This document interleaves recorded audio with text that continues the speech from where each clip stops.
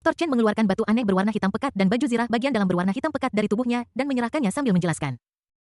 Karena ingatan Abyss Devourer telah hancur dan sangat samar, bahkan orang tua itu tidak dapat menentukan lokasi tempat itu. Batu hitam pekat ini adalah inti otak Abyss Devourer. Jejak arwahnya yang rusak disegel di dalamnya. Selama kamu mendekati tempat itu, arwah di dalam inti otak pasti akan bereaksi yang dapat berfungsi sebagai pemandu untukmu.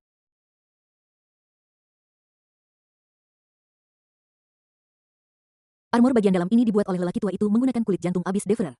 Saat dikenakan di tubuh, armor ini dapat memblokir serangan terkuat dan menyelamatkan hidup Anda di saat kritis.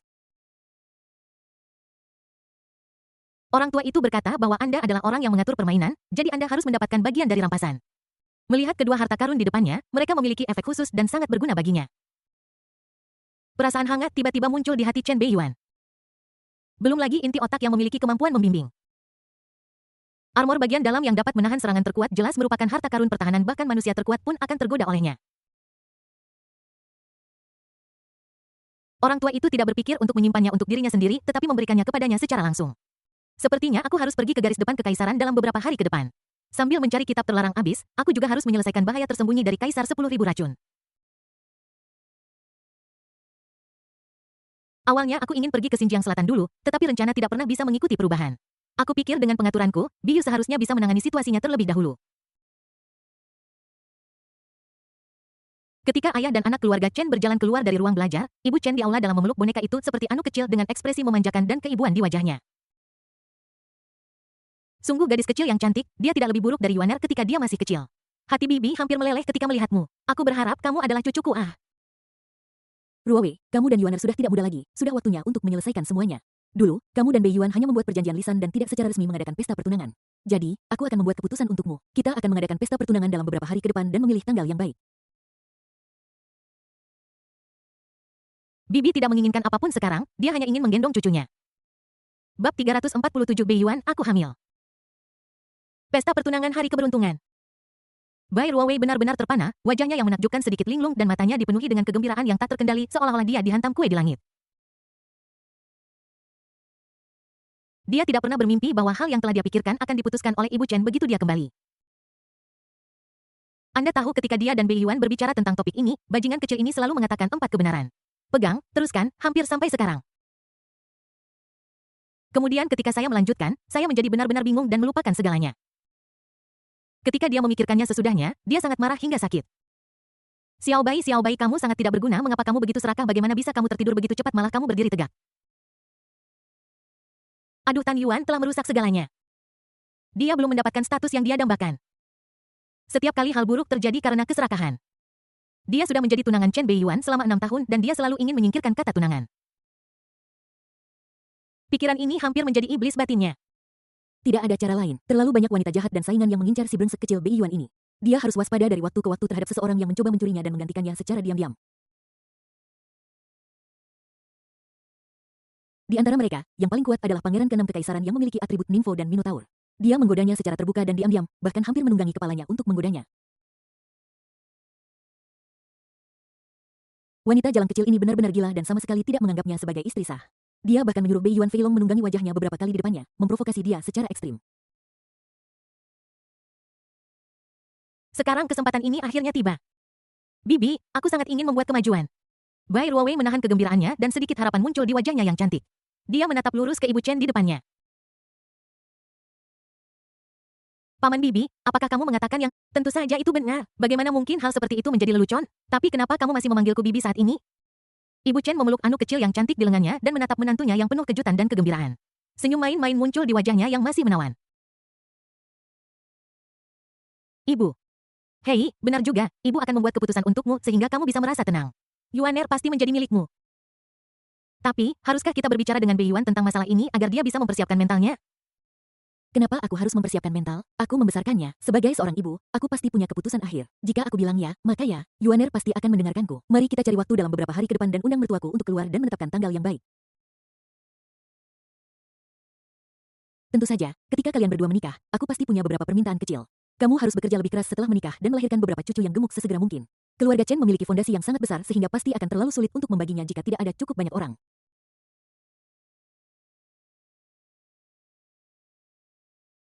Melihat bahwa ibunya dan tunangannya telah membuat pengaturan yang jelas untuknya sambil mengobrol dan tertawa, Chen Beiyuan, yang baru saja keluar dari ruang kerja, tercengang. Dia jelas tertangkap basah. Yuaner, bagaimana percakapanmu dengan ayahmu? Ibu sangat akrab dengan Ruo Wei dan memutuskan bahwa dia akan menjadi menantu perempuan keluarga Chen kita. Mari kita cari waktu dalam beberapa hari ke depan untuk mengadakan pesta pertunangan dan menentukan tanggal. Bagaimana menurutmu? Ibu Chen melihat ayah dan anak yang berjalan keluar dari ruang kerja, menatap putranya yang berharga dengan mata lembut, dan berbicara lebih dulu. Kegembiraan dan semangat di wajah Bai Ruowei di sebelahnya belum hilang, tetapi ada sedikit kegelisahan di matanya. Jelas sekali dia sedikit takut Bei Yuan akan salah paham bahwa dia sengaja memaksanya untuk membuat keputusan. Namun yang mengejutkannya, Bei Yuan hanya tertegun sesaat dan kemudian dia langsung setuju. Oke, tidak baik untuk menyeret-nyeret sesuatu terlalu lama, harus ada aturan. Selama periode waktu ini, Kak Ruowei adalah seorang wanita dan telah berada di sisi saya sepanjang waktu. Jika kita tidak memberinya status yang layak, akan selalu mudah bagi orang untuk bergosip tentang dia, yang tidak baik untuk reputasinya. Begitu kata-kata ini keluar, wajah Bai Ruowei tiba-tiba menunjukkan ekspresi terkejut yang sulit disembunyikan. Jelas dia tidak menyangka bahwa Bei Yuan akan memberinya kejutan sebesar itu. Faktanya, Chen Bei Yuan tidak terlalu menentang masalah ini. Saya juga memiliki persiapan psikologis yang sesuai dan ide untuk solusi. Belum lagi pernikahan ini diatur untuknya oleh orang tua dan jika dia melanggarnya, itu akan menjadi tamparan di wajah orang tua itu. Wanita jangkung dan anggun itu telah mengikutinya sepanjang waktu, tidak pernah meninggalkannya, dan sangat mencintainya. Dia juga tradisional dalam karakter dan telah memilih untuk memaafkannya dengan murah hati atas beberapa hal yang dia lakukan di luar. Sulit menemukan wanita sebaik itu di dunia. Selain itu, selama periode ini dia masih berselingkuh dengan wanita lain dan sudah banyak rumor yang beredar. Ini tidak diragukan lagi tidak adil bagi Bai Ruowei tunangannya. Dapat dikatakan bahwa di antara semua protagonis wanita yang beruntung, Bai Ruowei tidak diragukan lagi adalah yang paling cocok untuk menjadi seorang istri. Leng Ruobing lahir dalam keluarga kelas bawah, memiliki latar belakang yang lemah, dan memiliki kepribadian yang buruk, jadi dia hanya cocok menjadi kekasih, teman senjata, dan senjata panas. Jiang Yunhua lahir dalam keluarga bangsawan dan memiliki latar belakang yang kuat meskipun dia cocok menjadi istri, dia terlalu egois dan ingin menyimpan Xiao Beiyuan untuk dirinya sendiri. Jika dia ingin mengambil posisi teratas, dia pasti akan menekan tokoh utama wanita beruntung lainnya dan melarang wanita lain berbagi hak untuk menggunakan Xiao Beiyuan. Tentu saja dia masih bisa mengendalikan hal-hal ini. Namun, keluarga kerajaan Jiang di belakangnya adalah masalah besar yang sebenarnya. Lin Yunluo adalah pilihan yang baik sebagai istri dan ibu yang baik, dia tidak kalah dengan Bai Ruowei dalam setiap aspek dan bahkan mungkin lebih baik. Tapi dia memiliki kelemahan fatal yaitu tidak bertarung. Jika kamu tidak bertarung, bagaimana kamu bisa bermain dengan yang lain? Selain itu, keluarga Lin di belakangnya juga menjadi masalah. Phoenix konkubin roh non-manusia 8 kaki lulus. Bayi naga Anu lulus dengan konyol. Tanda hubung. Pada akhirnya hanya Bai Ruowei yang merupakan kandidat paling cocok untuk menjadi istri sahnya. Tanda. Setelah memutuskan apa yang harus dilakukan selanjutnya, semuanya menjadi sederhana dan jelas.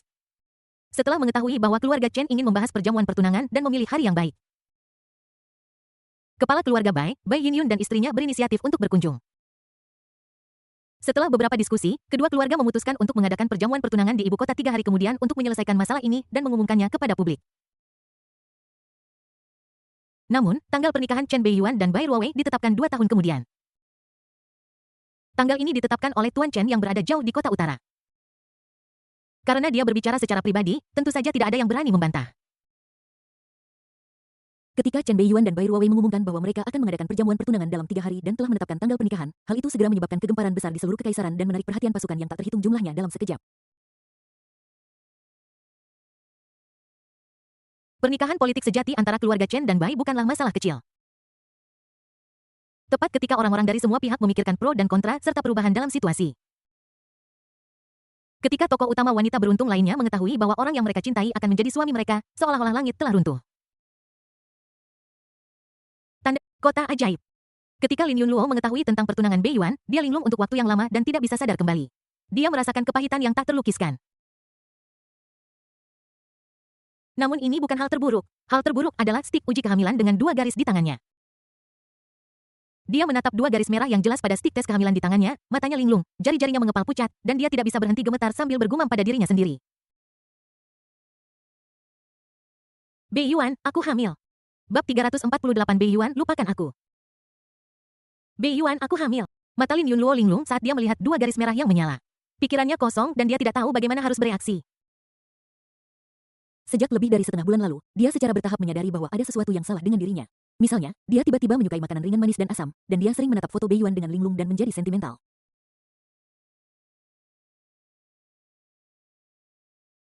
Pada saat itu dia mengira dirinya sakit, tetapi karena berbagai tugas resmi di kota ajaib, dia menekan keanehan di hatinya, hanya minum obat dan terus bekerja. Namun seiring berjalannya waktu, dia merasa ada sesuatu yang tidak beres. Pagi itu ketika dia mengetahui bahwa Beiyuan akan mengadakan pesta pertunangan dengan Bai Ruowei di ibu kota kekaisaran dan tanggal pernikahan telah ditetapkan, dia menjadi depresi dan tidak dapat menahan diri dan menunjukkan tanda-tanda mual di pagi hari.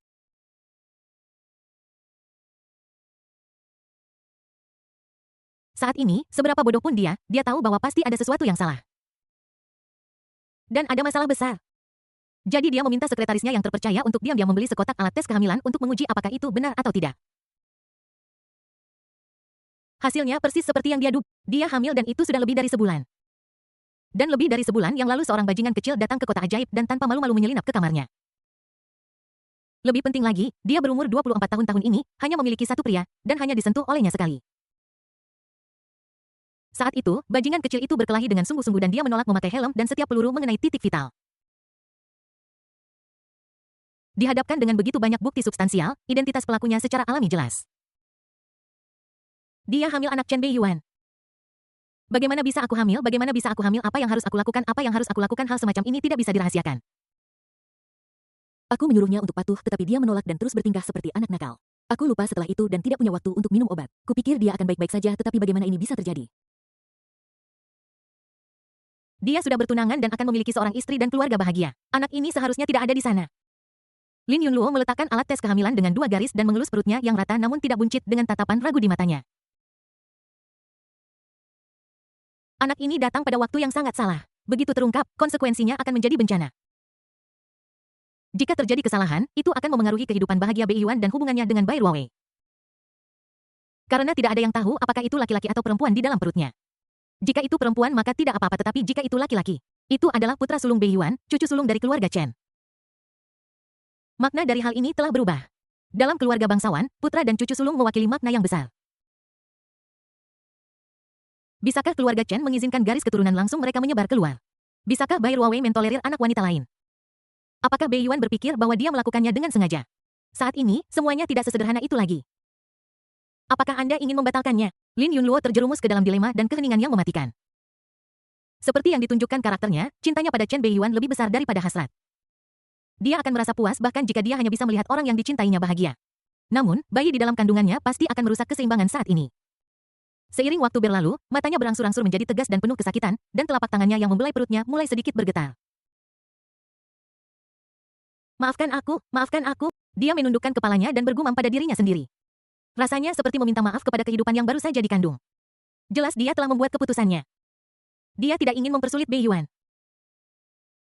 Dia perlahan mengambil teleponnya dan ingin menelepon sekretarisnya untuk mengatur obat aborsi. Namun pada saat ini tangan kanannya yang membelai perutnya sedikit bergetar seolah-olah ditendang oleh sesuatu. Si kecil yang belum lahir itu seolah-olah menyapa atau mengucapkan selamat tinggal padanya. Lin Yunluo gemetar. Bang! Telepon itu langsung jatuh ke tanah. Layar yang mulus itu hancur berkeping-keping. Keyakinan yang tadinya tak tergoyahkan itu langsung hancur pada saat ini. Dalam keadaan linglung, dia seolah-olah melihat seorang bayi yang tidak jelas melambai padanya. Tunggu. Mungkin keadaannya tidak seburuk itu, mungkin masih ada ruang untuk bermanuver. Mungkin aku bisa melahirkan secara diam-diam selama aku merahasiakannya. Ketika saatnya tiba, kirim anak itu keluar terlebih dahulu lalu adopsi dia ke sisiku. Tidak seorang pun akan tahu bahwa anak itu adalah anaknya dan tidak seorang pun akan tahu siapa ibu anak itu. Beiyuan maafkan aku, biarkan aku egois sekali saja. Aku akan tinggal di kota ajaib dan hidup sendiri sampai akhir hayatku. Aku tidak akan pernah menginjakkan kaki di kota kekaisaran dan tidak akan mengganggu hidupmu. Biarkan saja anak ini menemaniku. Bagaimanapun, Lin Yunluo bukanlah seorang suci. Dia juga memiliki emosi dan keinginan serta pancaran seorang ibu. Pada menit terakhir, dia memilih untuk melakukan hal yang sama seperti di novel aslinya. Itu berarti melahirkan anak dengan tenang dan membesarkannya. Dia tidak memiliki kesempatan untuk bersama Beiyuan dalam kehidupan ini, tetapi bisa memiliki anak dengannya akan menjadi harapan yang menjadi kenyataan baginya. Selama semuanya dilakukan secara diam-diam dan kerahasiaan dijaga di semua sisi, tidak ada yang akan tahu siapa ayah dari anak itu. Hal terpenting sekarang adalah mencari cara untuk menyembunyikan kehamilannya dari orang luar selama setahun. Dan masalah ini tidak sulit baginya sebagai pejabat tertinggi saat ini di kota sihir. Sayang sekali dia melewatkan beberapa hal. Itu adalah setiap wanita yang memiliki kontak signifikan dengan Chen Beiyuan, tuan muda keluarga Chen, akan memiliki prajurit kematian keluarga yang sesuai untuk diam-diam melindungi dan memantaunya. Selama itu melibatkan masalah garis keturunan, bahkan keluarga teratas pun akan menganggapnya sangat serius. Tanda, di luar gedung Empire State. Di dalam truk sampah yang baru saja pergi. Seorang wanita mengenakan pakaian bersih-bersih dan masker sedang mengaduk-aduk tumpukan sampah. Segera dia menemukan tisu dengan muntah di dalamnya di dalam tas. Dia terkejut dan mata dinginnya tampak menimbulkan badai. Saya suka makanan asam dan manis, sering merasa pusing, kurang energi, dan muntah. Bab 349 kebenaran terungkap Chen Lin dan yang lainnya terlibat dalam baku tembak dan kota ajaib dikepung lagi. Saya suka makanan asam dan manis, sering merasa linglung, kekurangan energi dan muntah. Target nomor 4 dicurigai hamil itu adalah garis keturunan tuan muda. Ekspresi tegas di balik topeng wanita pembersih sedikit berubah dan matanya langsung berubah menjadi mata vertikal binatang buas, jelas bahwa dia memahami pesan dan makna mengerikan yang terkandung di dalamnya.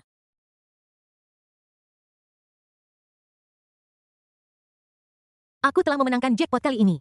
Target yang menjadi tanggung jawabku untuk dilindungi kali ini ternyata sangat beruntung. Hanya butuh satu kali untuk melakukannya dengan benar. Dan berbagai perubahannya juga mengindikasikan bahwa dia bukanlah manusia murni. Namanya adalah Yusi, seseorang dengan darah alien yang lahir di kota perbatasan dan salah satu pembunuh yang dilatih dengan cermat oleh keluarga Chen. Dia secara khusus mengintai di sekitar Lin Yunluo untuk memberikan perlindungan dan pengawasan tertentu. Ada banyak pembunuh seperti dia dan masing-masing memiliki pembagian kerja sendiri. Contohnya, makhluk buas humanoid yang muncul di ibu kota kekaisaran menyerang anak-anak dari keluarga bangsawan. Mereka secara pribadi bertanggung jawab untuk memantau secara diam-diam kekuatan musuh, mencuri intelijen, melakukan pembunuhan, del.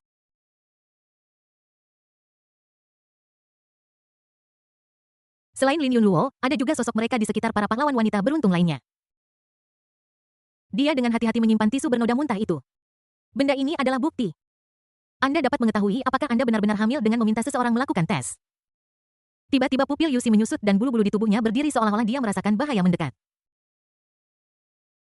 Boom! Di hutan, batu-batu besar tiba-tiba berguling dari puncak gunung dan menabrak truk sampah yang melaju dengan kecepatan konstan di jalan raya di bawahnya. Bang bang bang! Dalam sekejap di bawah dampak besar, truk sampah itu hancur menjadi tumpukan besar besi tua oleh batu-batu besar yang jatuh dari langit dan bahkan tanah pun hancur dengan penyok besar. Sopir biasa yang duduk di kabin hancur oleh tekanan yang luar biasa dan berubah menjadi pasta daging. Swos! Yusi bereaksi sangat cepat merasakan bahaya sebelumnya dan baru saja lolos dari bahaya dan bergegas masuk ke hutan. Namun saat berikutnya semua jalan diblokir oleh sosok yang muncul entah dari mana. Sosok dingin memegang parang besar menatapnya. Serahkan barang-barangmu. Yusi berhenti, ujung hidungnya sedikit bergetar dan pupil hewannya yang tegak langsung diwarnai dengan cahaya merah darah dan senyum haus darah muncul di sudut mulutnya. Ular kecil dari keluarga Lin, aku bisa mencium bau amis dari jauh dan kamu datang ke sini dengan sangat cepat. Sama seperti keluarga Chen yang sangat mementingkan garis keturunan, keluarga Lin juga tidak kalah penting dalam hal ini. Dulu ketika Lin Sufeng mengetahui bahwa putrinya, Xiao Baichai, dimakan oleh seekor babi, dia sangat marah hingga tidak bisa makan selama 3 hari 3 malam. Bersamaan dengan itu, dia diam-diam memperkuat perlindungan dan perawatan putrinya. Kekuatan perlindungan dan tingkat perawatan yang dia berikan hampir setinggi milik pewaris Lin Jiuzu. Situasi ini tidak diragukan lagi abnormal. Jelas keluarga Lin juga mengharapkan sesuatu. Contohnya seorang pria kecil bernama Lin Xiaoyuan. Tanda Empire State Building. Sueyan buat beberapa pengaturan. Aku akan pergi ke luar negeri untuk jangka waktu tertentu, yang akan memakan waktu sekitar 1,5 tahun. Aku tidak akan berada di kota ajaib selama periode ini, jadi aku akan menyerahkan semua urusan padamu. Lin Yunluo mengenakan kacamata berbingkai emas duduk di kursi kantor dan mulai mengatur pekerjaan selanjutnya. Ketidakberdayaan dan rasa sakit yang baru saja dia tunjukkan tidak lagi ada di wajahnya. Sebaliknya, wajahnya dipenuhi dengan kebijaksanaan rasional dan keagungan seorang superior. Jika dia tinggal di kota ajaib selamanya, dia pasti tidak akan bisa menyembunyikan keberadaan kehidupan kecil di perutnya. Seiring waktu, itu pasti akan bocor. Hanya dengan meninggalkan kota ajaib, meninggalkan Donghua dan pergi ke negara-negara seberang laut, dia awalnya bisa menyingkirkan pandangan semua orang dan diam-diam mewujudkan rencananya untuk melarikan diri dengan bola. Pada saat itu dia akan membawa bola kembali ke China atas nama mengadopsi seorang anak Donghua yang terlantar di luar negeri. Saya harus mengatakan bahwa dia bereaksi sangat cepat bahkan dalam waktu singkat dia mampu memikirkan solusi yang sesuai. Jika kamu tidak setuju, larilah duluan. Namun yang aneh adalah Suemei, teman kepercayaannya yang telah menemaninya sejak kecil, berdiri di sana diam-diam tanpa niat untuk melaksanakan rencana itu. Pada saat yang sama, beberapa sosok berjalan masuk tanpa suara dan berdiri di belakang Sue Mei. Nona, Anda mungkin tidak bisa pergi. Suara Lin Yunluo tiba-tiba berhenti dan mata lembutnya berubah dingin dalam sekejap. Menatap Sue Mei dan orang-orang di depannya, tangannya di kursi tiba-tiba mengepal dan memutih. Dia tidak pernah membayangkan bahwa dia akan dikhianati oleh saudara perempuannya yang paling terpercaya. Kau tahu dia membiarkannya membelikan alat kontrasepsi karena dia mempercayainya. Menilai dari situasi saat ini, orang kepercayaannya jelas berbalik dan melaporkan masalah tersebut kepada ayahnya. Orang-orang itu sebenarnya adalah bawahan lama ayahku. Mengapa? Lin Yunluo memiliki ekspresi kosong, gigi terkatup, dan suara dingin. Sue Mei perlahan menundukkan kepalanya di bawah tatapan menindas itu, tidak berani menatap wajahnya. Suaranya bergetar penuh rasa bersalah. Nona, maafkan saya tidak bisa menahannya. Saya juga anggota keluarga Lin. Saya tidak bisa menentang kehendak keluarga. Nona, tolong jangan mempermalukan kami. Ikutlah bersama. Melihat bahwa bahkan orang kepercayaannya sejak kecil memilih untuk mengkhianatinya, Lin Yunluo tahu bahwa akan sulit baginya untuk pergi dengan tingkat kultivasinya yang sudah rendah. Wajahnya pucat dan dia merosot di kursi seolah-olah seluruh energinya telah terkuras habis dengan ekspresi putus asa di matanya. Jika dia merahasiakannya dari Chen Beiyuan sebelumnya, itu karena dia takut memengaruhi kebahagiaan orang yang dicintainya. Jadi, dia merahasiakannya dari keluarga Lin karena dia takut anak dalam kandungannya akan menjadi alat perjuangan bagi keluarga. Di hadapan kepentingan keluarga, beberapa hal secara alami dapat dikorbankan. Bagaimana jika setelah lahir anak ini mewarisi bakat Chen Beiyuan yang mengerikan dan sengaja ditanamkan benih kebencian oleh keluarganya dan secara bertahap menjadi alat untuk membunuh tanpa berkedip senjata pembunuh?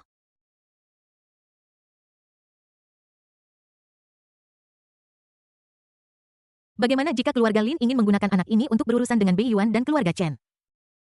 Anak membunuh ayah dan darah daging saling membunuh. Lin Yunluo yang berasal dari keluarga terkemuka pernah melihat hal semacam ini sebelumnya. Permisi nona muda kedua, silakan ikut kami.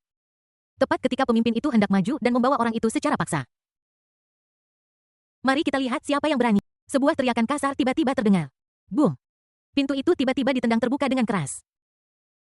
Sekelompok sosok yang mengenakan seragam militer kota iblis dan memancarkan aura membunuh yang mengerikan bergegas masuk mengelilingi Sue Mei dan yang lainnya dan mengarahkan senjata mereka langsung ke mereka. Seorang pria kekar dengan wajah kasar berjalan masuk langsung dengan tatapan garang di matanya. Orang yang datang adalah Kui Wu, Komandan Resimen Lapis Baja Pertama Wilayah Militer Kota Ajaib.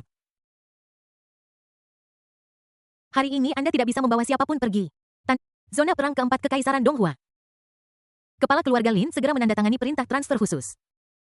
Mobilisasi Angkatan Darat Pertama, Kedua, dan Ketiga dari Teater Keempat untuk memasuki Kota Ajaib dan membawa orang-orang kembali. Tanda hubung, Zona Perang Ketiga Kekaisaran Donghua.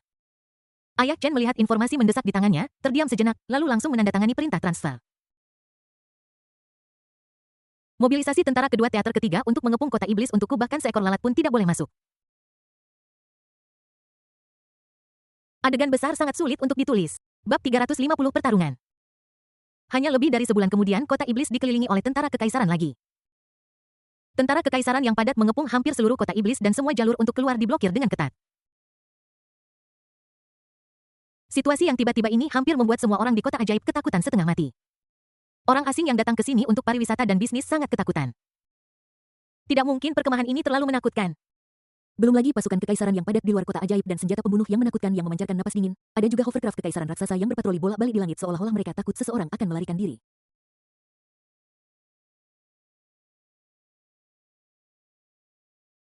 Jika Anda tidak tahu, Anda mungkin berpikir seseorang mengkhianati negara lagi. Ada seorang penjahat buronan bersalah dari kekaisaran yang begitu ketakutan sehingga dia mencoba melarikan diri dari kota ajaib tetapi dia ditemukan oleh pesawat layang di atas dan langsung terkena meriam pesawat layang yang bahkan tidak meninggalkan sehelai rambut pun.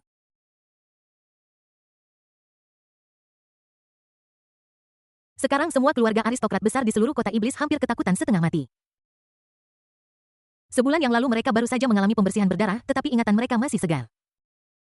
Mungkinkah jalang sialan itu melakukan hal yang tidak baik lagi, tidak bisa mengendalikan selangkangannya sendiri dan telah melibatkan orang lain? Sekarang ada kabar baik dan kabar buruk. Kabar baiknya adalah orang-orang yang datang adalah wajah-wajah yang familiar. Pasukan kekaisaran yang mengepung kota ajaib adalah tentara kedua dari teater ketiga kekaisaran yang mengepung kota dan membunuh orang bulan lalu.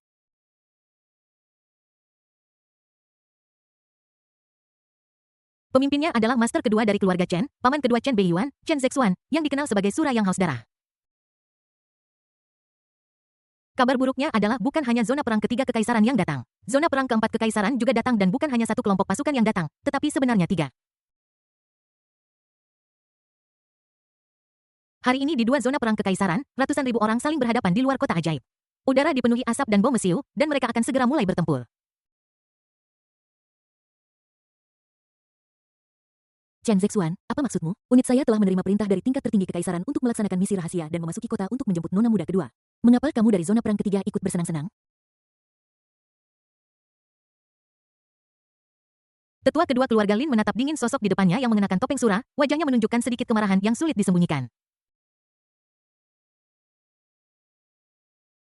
Dia tidak pernah menyangka bahwa meskipun dia telah mengirim pasukan secepat mungkin, dia masih selangkah lebih lambat dari musuh dan bahkan tidak bisa memasuki kota dan terhalang di luar. Anda tahu zona perang keempat jauh lebih dekat ke kota ajaib daripada zona perang ketiga. Ini hanyalah tamparan di wajah.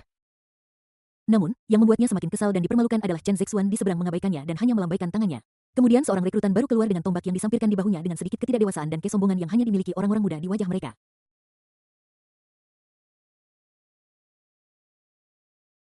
Tunggu di sini. Apa katamu, dasar rekrutan? Apa kau tahu siapa aku? Aku adalah wakil komandan zona perang keempat dan aku sedang menjalankan tugas kekaisaran. Siapa yang memberimu keberanian untuk berbicara kepadaku seperti ini? Tetua kedua dari keluarga Lin tiba-tiba tertawa karena marah dan momentum yang kuat meledak dalam sekejap dan dia menekan langsung ke arah rekrutan bodoh di depannya. Seorang pemula yang bahkan belum menumbuhkan semua rambutnya berbicara kepadanya seperti ini dan kamu menunggu di sini, kamu berdiri di sini sebagai hukuman. Apakah kamu pikir ratusan ribu orang di belakangnya sudah mati hanya dengan satu kalimat semua orang harus bermain sesuai denganmu? Chen Zexuan, jika Anda tidak bisa melakukan hal-hal besar, biarkan yang kecil melakukannya. Rekrutan baru dari zona pertempuran ketiga tiba-tiba kewalahan oleh aura kuat dari tetua kedua keluarga Lin. Wajahnya menjadi pucat tetapi dia tidak menunjukkan rasa takut. Sebaliknya, dia terangsang oleh kemarahan dan kesombongan pemuda itu dan dia segera mulai mengutuk.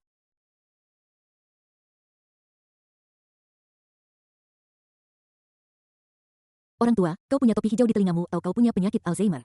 Wanita tua siapa yang tidak memakai tehnya dengan benar dan membiarkanmu keluar? Dia menyuruhmu untuk menunggu di sini tetapi kau tidak mendengarku. Ini adalah perintah tertinggi. Ini juga perintah tertinggi dariku. Tidak ada yang diizinkan masuk hari ini. Bukan anjing tua, bukan lalat, bukan apapun. Jika kau punya nyali bunuh aku. Tetua kedua dari keluarga Lin tiba-tiba dimarahi oleh seorang anak kecil dan wajahnya langsung berubah menjadi hijau. Bayangkan saja dia, seorang pejabat tinggi di zona perang keempat, dimarahi oleh seorang pemula. Dan omelannya sangat jahat. C. Ajudan di sampingnya juga langsung marah dan maju selangkah hendak menamparkan bajingan buta di depannya. Berani sekali kau menghina atasanmu hanya karena ini aku akan mencabut gigimu hari ini. Aku ingin melihat siapa yang berani menyentuh tentara keluarga Chen. Ku coba saja sentuh satu orang. Chen Zexuan yang selama ini diam akhirnya berbicara. Begitu dia membuka mulutnya, semua prajurit di seluruh zona perang ketiga terkejut dan langsung mengungkapkan pemahaman diam-diam yang mengerikan.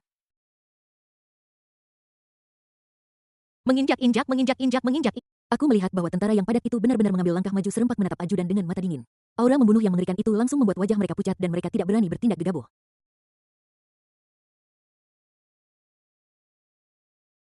Dalam sekejap suasana di seluruh medan perang menjadi hikmat dan menyedihkan. Sepertinya mereka akan berperang langsung jika mereka tidak setuju tentang sesuatu. Sejumlah besar tentara di zona perang keempat tanpa sadar mengepalkan senjata mereka pada saat ini, wajah mereka sedikit berubah dan mereka menunjukkan reaksi stres. Tingkat keunggulan antara keduanya segera terlihat. Meskipun jumlah orang di zona perang ketiga beberapa kali lebih sedikit daripada zona perang keempat, dalam hal momentum, mereka memiliki efek yang hampir menghancurkan. Pada saat ini, dua panggilan telepon berdering hampir bersamaan, langsung memecah suasana hikmat di tempat kejadian. Dua telepon rahasia berwarna merah darah khusus dikirim ke Chen Zexuan dan tetua kedua keluarga Lin. Keduanya mengubah ekspresi mereka dan menjawab telepon pada saat yang sama. Suara dua bos besar yang mengendalikan sebagian besar kekuatan militer kekaisaran terdengar dari telepon. Saya Chen Zeking. Saya Lin Sufeng. Ketika kata-kata ini diucapkan, kedua pasukan terkejut. Mungkin itu pemahaman diam-diam antara rival lama atau mungkin itu pengetahuan bahwa beberapa hal tidak dapat dipahami dengan kata-kata.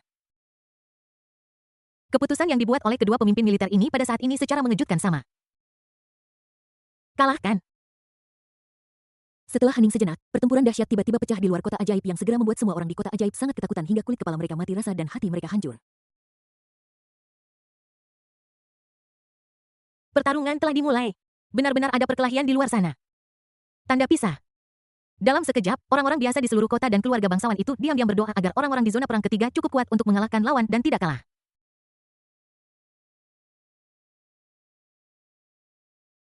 Lucu untuk mengatakan bahwa orang-orang yang dianggap sebagai iblis penjaga oleh mereka sebulan lalu kini telah menjadi pahlawan yang melindungi diri mereka sendiri di mata banyak orang. Tidak mungkin mereka tidak tahu apa yang ingin dilakukan keluarga Lin. Tuhan tahu apa yang akan terjadi setelah pasukan dari zona perang keempat memasuki kota. Bunuh, bunuh, bunuh. Pada saat ini di luar kota ajaib di dua zona perang utama ratusan ribu orang bertempur bersama. Entah mengapa komandan dari kedua belah pihak memerintahkan agar tidak ada senjata dengan tingkat mematikan yang tinggi yang digunakan. Ini lebih merupakan kompetisi kualitas komprehensif dan efektivitas tempur masing-masing. Untuk sementara kedua belah pihak seimbang dan situasinya tegang. Hasil ini tampaknya cukup tidak terduga. Kekuatan kedua keluarga ini tampaknya tidak jauh berbeda atau bahkan sangat dekat.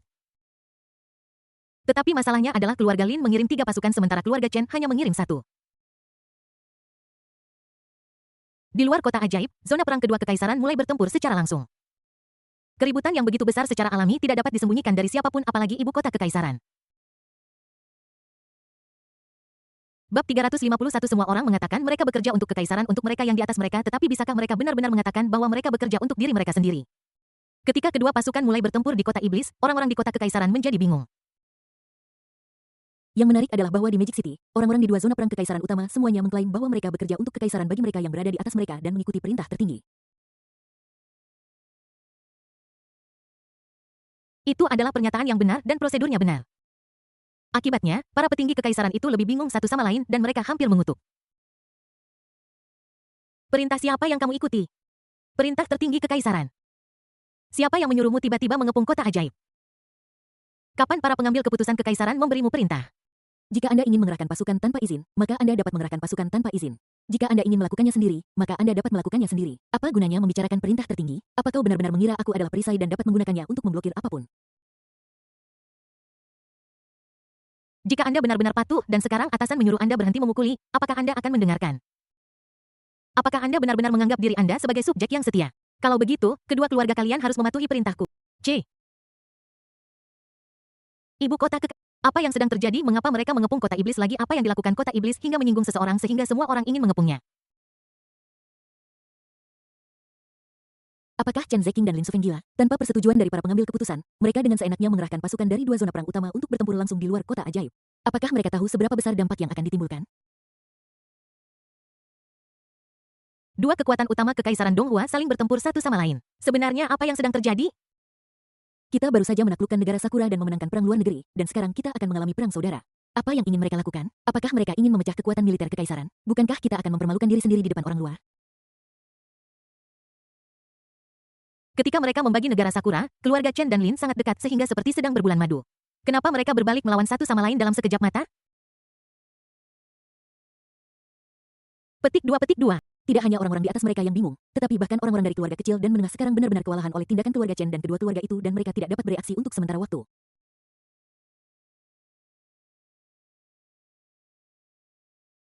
Mungkinkah kedua keluarga itu benar-benar akan berperang saudara? Tanda pisah. Aula Wenwu, Istana Kekaisaran Ibu Kota. Pada saat ini semua bos besar yang memegang saham di kerajaan berkumpul bersama. Jelas setelah pertempuran yang hampir menggelikan di kota ajaib, Kaisar Jiang mengirim orang untuk mengumpulkan para pemimpin kekaisaran ini. Pada saat yang sama, informasi rincian tentang kota ajaib juga terus-menerus ditransmisikan.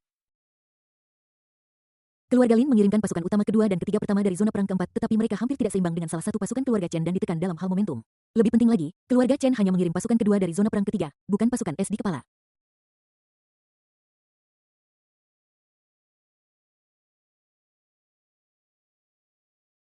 Tiga lawan satu dan mereka masih harus berjuang sampai mati. Keluarga Lin benar-benar kuat. Mereka memiliki beberapa kali jumlah pasukan dan memiliki keuntungan dalam jumlah, tetapi momentum mereka seperti saringan mereka hampir dikalahkan secara langsung.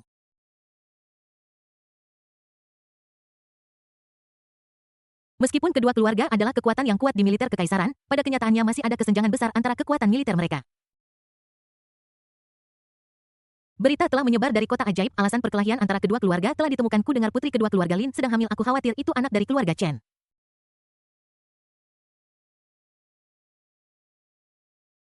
Tidak heran mereka mulai berkelahi. Gadis di kota ajaib itu hamil dengan cucu tertua keluarga Chen. Ini bukan lelucon.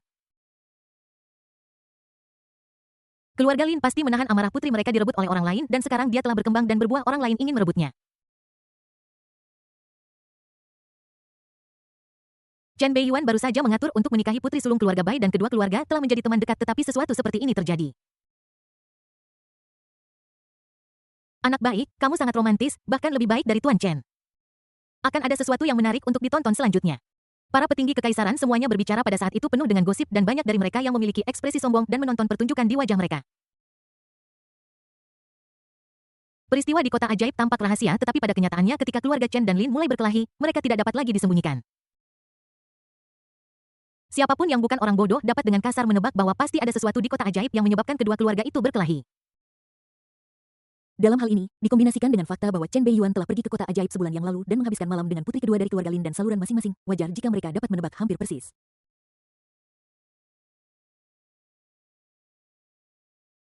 Tidak seperti yang lain yang mencemooh kemalangan orang lain dan menikmati pertunjukan. Di istana, Kaisar Jiang yang diam yang duduk di atas tahta naga seperti patung kayu, kelopak matanya berkedut dan bayangan tampak melintas di matanya ketika dia mendengar bahwa gadis dari keluarga Lin hamil dengan anak laki-laki dari keluarga Chen.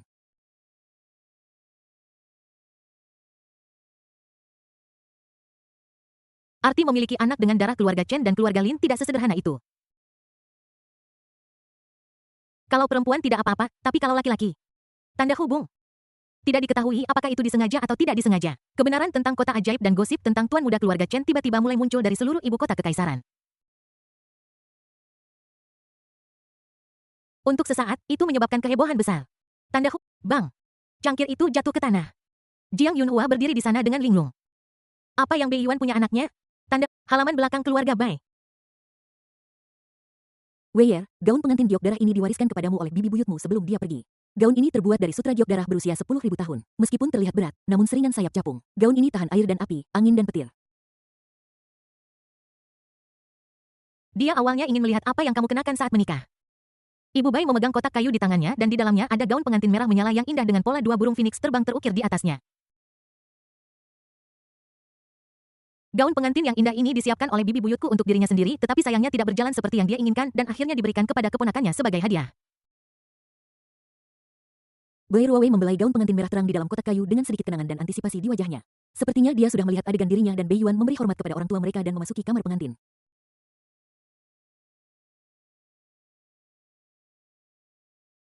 Setelah lebih dari 10 tahun menunggu, akhirnya membuahkan hasil. Ketika dia memikirkan ini, rona merah muncul di wajahnya. Namun pada saat ini terdengar langkah kaki tergesa-gesa di luar dan Bai Yus berteriak panik. Kakak, sesuatu yang mengerikan telah terjadi. Sedang dirumorkan bahwa saudara ipar laki-lakiku dan putri kedua keluarga Lin memiliki anak. Wajah Bai Ruowei yang memerah tiba-tiba membeku. Tanda halaman belakang rumah Chen. Yang ini tidak cocok, terlalu norak dan tidak cocok untukmu. Yang ini terlalu kuno. Ibu Chen saat ini sedang memilih gaun untuk dikenakan putra bayinya untuk pesta pertunangannya besok. Di depannya ada setumpuk pakaian. Chen Beiyuan, protagonis dari sesi pas, sekarang dengan malas duduk di sofa tanpa bergerak. Namun pada saat ini, sesosok tubuh anggun diam-diam memasuki ruangan langsung menuju telinga Ibu Chen yang sedang bersemangat dan berbisik pelan. Senyum di wajah Ibu Chen yang awalnya penuh sukacita menghilang seketika. Bab 352 anak ini tidak akan bermarga Chen. Senyum di wajah Ibu Chen langsung menghilang dan matanya langsung tertuju pada seorang anak malang yang terbaring di sofa. Dia bahkan melempar pakaian di tangannya dengan santai. Kalian semua keluar. Baik, Nyonya. Melihat Nyonya berbicara, orang-orang lain di ruangan itu buru-buru berdiri, membungkuk, dan pergi tanpa berani ragu sedikit pun. Sebagai keluarga terkemuka, keluarga Chen memiliki tradisi dan aturan keluarga yang sangat ketat. Pelayan yang tidak taat dan sulit diatur pada dasarnya tidak punya jalan keluar selain kematian.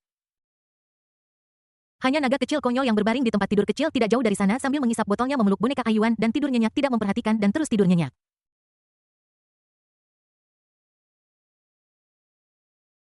Ibu Chen tidak bermaksud untuk berdebat dengan anak itu. Dia berjalan ke arah anaknya yang malang di sofa dengan wajah dingin dan tatapan mengancam, matanya penuh amarah.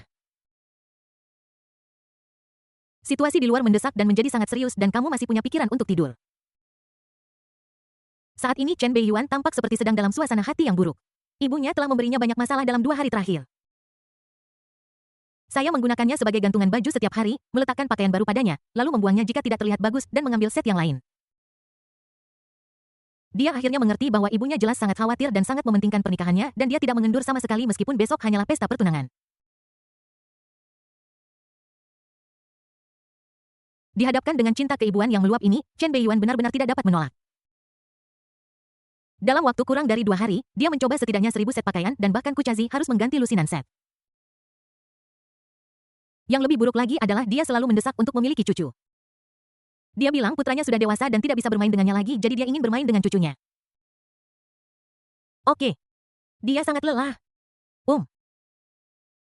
Tiba-tiba dia terbangun oleh suara langkah kaki yang mendekat dan perlahan mulai sadar. Berbalik, dia melihat sosok menindas seorang wanita dewasa gemuk berdiri di depannya. Sebuah jari hijau gemuk menunjuk ke kepalanya, menunjuk dan memarahinya dengan kasar. Anak bodoh, kamu masih linglung. Siapa yang menyuruhmu pergi ke sana dan melakukan sesuatu yang begitu kasar? Jika kamu punya banyak energi, kamu seharusnya menggunakannya pada Ruo Wei. Lihat sekarang, kamu telah membuat bayi. Sangat menarik, bukan? Sangat menarik, bukan? Tapi Anda punya tunangan. Kau akan membuat ibumu marah sampai mati. Kau bahkan punya bayi di luar sana. Aku baru tahu sekarang. Katakan padaku, selain gadis dari keluarga Lin, apakah ada orang lain? Keluarga Chen Anda terkenal karena kemurnian dan kasih sayangnya. Orang tua dulu tidak seburuk Anda. Dia bahkan tahu untuk tidak menyisakan keturunan. Jika tidak, mantan kekasihnya pasti ingin punya bayi dan keluarga Chen akan terpecah. Ayahmu mungkin tidak akan mendapatkan satu rambut pun saat itu.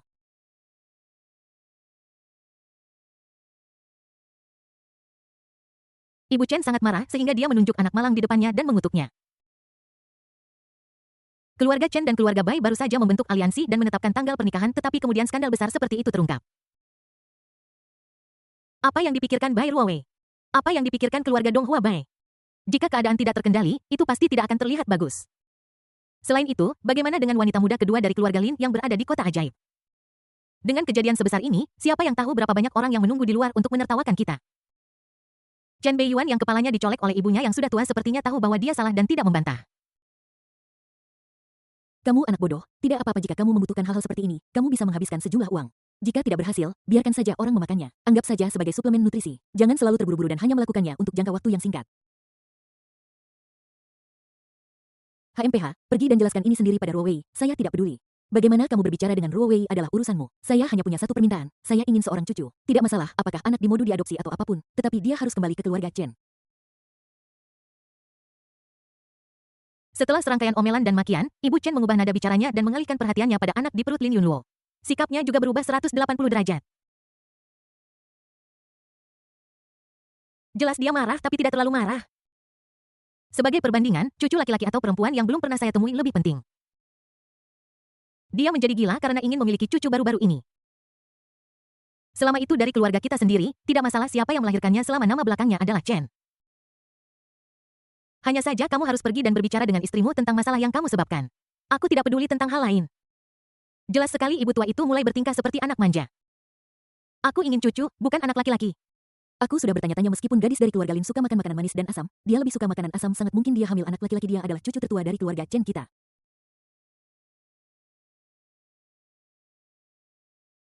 Menurut tradisi keluarga Chen dalam menamai generasi, seharusnya. Ibu Chen berbicara sendiri dengan gembira dengan ekspresi gembira pada prospek menggendong cucu lakinya yang gemuk besar tidak ada jejak kegembiraan yang baru saja membuatnya marah dan berteriak.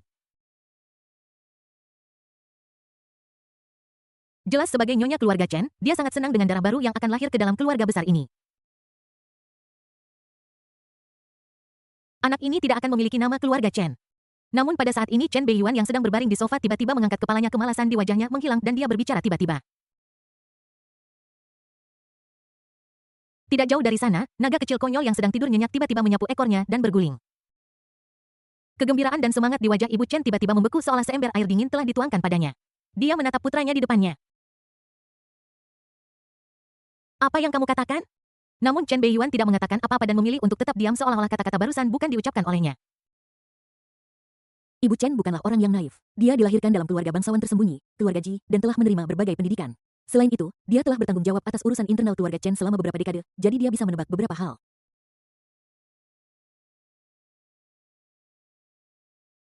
Apa yang terjadi di kota ajaib bukanlah suatu kebetulan. Siapapun yang merencanakan sesuatu harus memiliki rencana besar. Ada kemungkinan besar bahwa ayah dan anak di rumah menyembunyikan sesuatu darinya lagi. Yah, anak itu sudah dewasa dan suka menyimpan semuanya untuk dirinya sendiri. Lupakan saja, aku tidak peduli lagi dan aku tidak akan bertanya.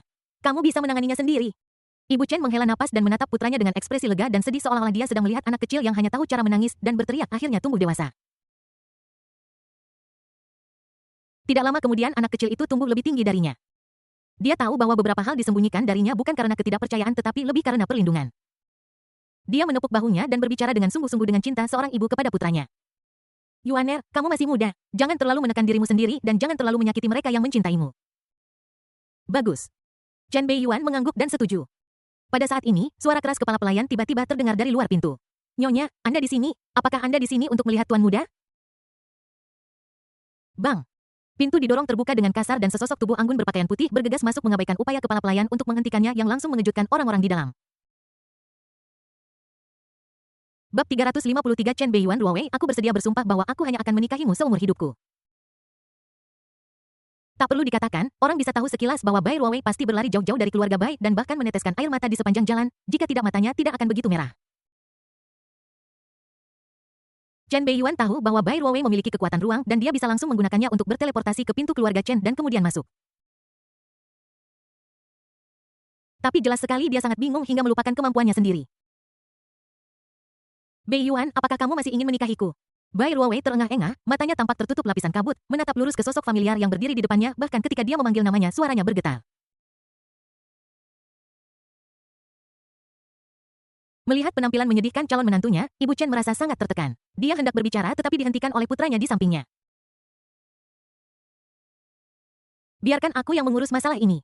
Chen Beiyuan berjalan perlahan ke arah tunangannya, mengulurkan tangannya, membawanya ke dalam pelukannya dan memeluknya secara langsung, berbisik di telinganya, Ruowei, jika ada apapun, mari kita kembali ke kamar dan bicara. Saat dia berbicara, dia membawa peri putih itu ke dalam ruangan. Dari awal hingga akhir, Bai Ruowei tidak melawan sama sekali, juga tidak melakukan gerakan untuk mengganggunya. Dia hanya memeluk pria di depannya dengan erat tanpa menunjukkan tanda-tanda akan melepaskannya. Kedua kakinya yang panjang dan putih langsung menguncinya. Sebagai seorang wanita, ketika dia mengetahui bahwa mantan tunangannya tiba-tiba memiliki seorang anak, suasana hatinya bisa dibayangkan. Frasa hatinya sedang kacau balau dapat dengan sempurna menggambarkan suasana hatinya. Anda tahu penampilan anak itu di kota ajaib tidak diragukan lagi mengguncang posisinya sebagai ratu. Bagaimana jika Beiyuan tidak menginginkannya lagi? Apa yang harus dia lakukan jika Beiyuan memilih Lin Yunluo demi anak itu dan memutuskan pertunangannya dengannya?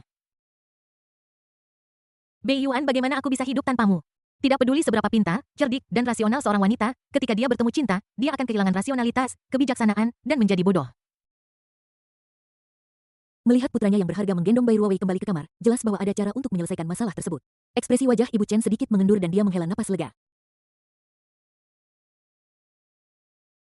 Bagaimanapun, masalah ini masih sedikit tidak adil bagi Ruowei.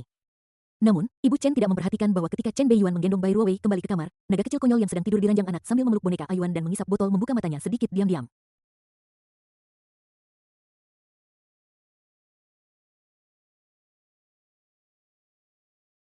Oke, berhenti menangis. Wajahmu sudah merah karena menangis. Hatiku hampir hancur saat melihatmu menangis. Ruowei, jangan khawatir, aku pasti akan menikahimu. Jika aku, Chen Beiyuan, hanya bisa memiliki satu istri dalam hidupku, itu pasti kamu, istriku. Benar-benar. Tentu saja itu benar jika Anda tidak percaya pada saya bisa bersumpah bahwa saya hanya akan menikahi Anda selama sisa hidup saya. Jika saya melanggar sumpah, saya akan dibunuh oleh 9 surga guntur. Tidak, jangan membuat sumpah seperti itu, aku percaya padamu, aku percaya padamu. Melihat bahwa Chen Beiyuan benar-benar bersedia bersumpah atas nyawanya sendiri bahwa dia hanya akan menikahinya dalam kehidupan ini, Bai Ruowei tidak diragukan lagi merasa seperti pohon mati yang hidup kembali dan dia hidup kembali dalam sekejap dan matanya yang berkilauan bersinar lagi.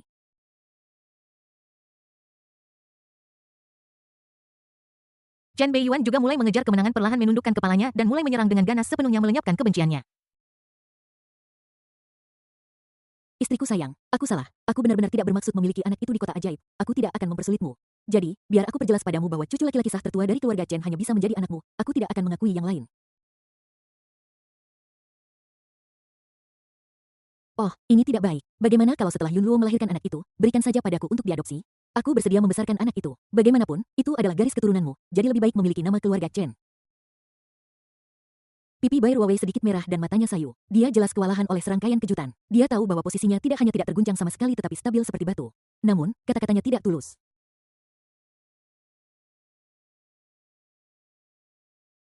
Meskipun dia tidak mau membesarkan anak untuk orang lain dan terlebih lagi tidak mau berbagi properti keluarga, dia tetap berinisiatif untuk membahasnya untuk Beiyuan dan untuk menunjukkan keluasan pikiran ratu. Jika itu Jiang Yunhua, dia mungkin tidak akan bisa mengatakan ini. Tidak, kamu adalah istriku. Hanya anak yang kamu lahirkan yang bisa memiliki nama keluarga Chen dan mewarisi bisnis keluarga Chen. Aku tidak menginginkan apapun lagi. Aku hanya menginginkanmu. Sayang, baumu sangat harum. Istriku sayang, maukah kamu memaafkanku? Aku tidak akan pernah berani melakukannya lagi kali ini. Kamu tidak tahu ibuku baru saja memarahiku begitu hebat hingga dia hampir ingin membunuhku. Beiyuan, oke dua, aku memaafkanmu, ibu masih menunggu di luar, ayo keluar dulu dan jangan biarkan dia menunggu dengan cemas. Lihat, kamu cemas lagi istriku sayang. Aku tahu kamu cemas, tapi jangan khawatir, aku punya kabar baik untukmu. Tadi malam aku membaca seni rahasia Yin dan Yang Langit dan Bumi yang ditulis oleh praktisi Qigong kuno dan aku menemukan beberapa gerakan yang dapat membantumu memiliki anak. Apakah ini benar? Mata Bai Ruowei tiba-tiba berbinar. Ternyata cara tercepat untuk membuat seorang wanita benar-benar merasa nyaman adalah dengan menunjukkan obsesi dan ketertarikan Anda padanya. Meskipun kedengarannya agak konyol, itulah kebenaran yang sebenarnya. Kadang-kadang orang begitu konyol. Dan seorang bajingan tertentu melakukan hal itu. Pada saat yang sama, orang-orang dari dua zona perang utama yang jauh di kota ajaib bertempur, tetapi setelah seri berakhir dengan seri, mereka berada dalam keadaan konfrontasi dan kebuntuan. Menariknya, Chen Zeking yang berada jauh di ibu kota kekaisaran mengambil inisiatif untuk pergi ke zona perang keempat dan melakukan penyelidikan rahasia dengan kepala keluarga Lin. Dunia luar tidak tahu apa yang dibicarakan oleh kedua kepala keluarga secara spesifik. Namun setelah kedua pria itu selesai berbicara, suasana tegang antara kedua keluarga menghilang dalam sekejap dan mereka kembali damai. Pasukan dari dua zona perang utama yang jauh di kota ajaib benar-benar berjabat tangan dan berdamai. Mereka mengepung seluruh kota ajaib dengan erat seperti ember yang tidak membiarkan setetes air pun bocor. Tidak ada yang tahu dari siapa mereka menjaga diri.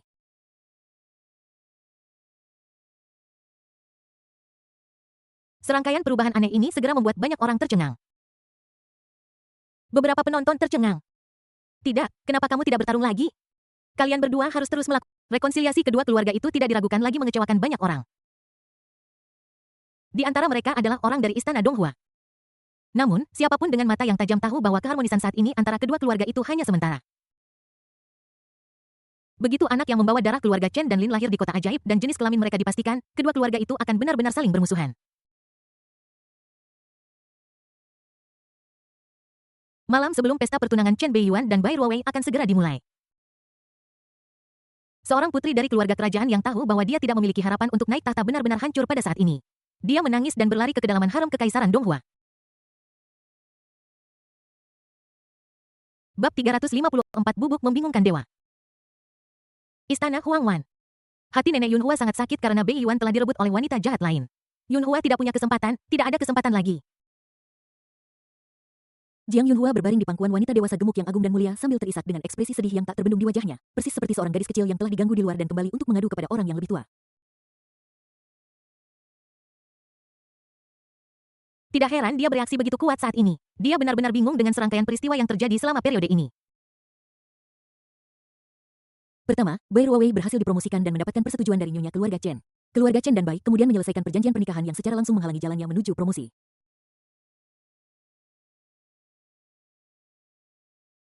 Selanjutnya, Lin Yunluo dari Shanghai mengungkapkan kejadian kehamilannya. Sekarang telah dikonfirmasi bahwa dia hamil anak Chen Beiyuan.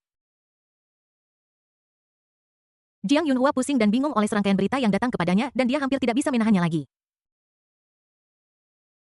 Bas ini seharusnya digunakan bersama oleh semua orang, tetapi sekarang sudah dikunci terlebih dahulu oleh orang lain. Jika Anda ingin duduk di sana di masa depan, bukankah Anda masih harus melihat wajah orang lain? Ini jauh lebih buruk daripada perlakuan sebelumnya di mana Anda bisa duduk kapanpun Anda mau. Tidak ada keraguan bahwa pemenang terbesar kali ini adalah Bai Ruowei. Dalam perlombaan cinta berusia 18 tahun ini, dia mengalahkan hampir semua pesaingnya satu persatu, memeluk pria tampan itu, dan memenangkan tempat pertama. Kuda hitam yang paling beruntung dan terbesar adalah Lin Yunluo. Dia memenangkan jackpot hanya dengan satu tembakan. Jika hubungan antara keluarga Chen dan Lin tidak rumit dan jika Lin Yunluo bukan tipe orang yang tidak bersaing, kemungkinan dia mengambil posisi itu dengan putranya akan sangat tinggi.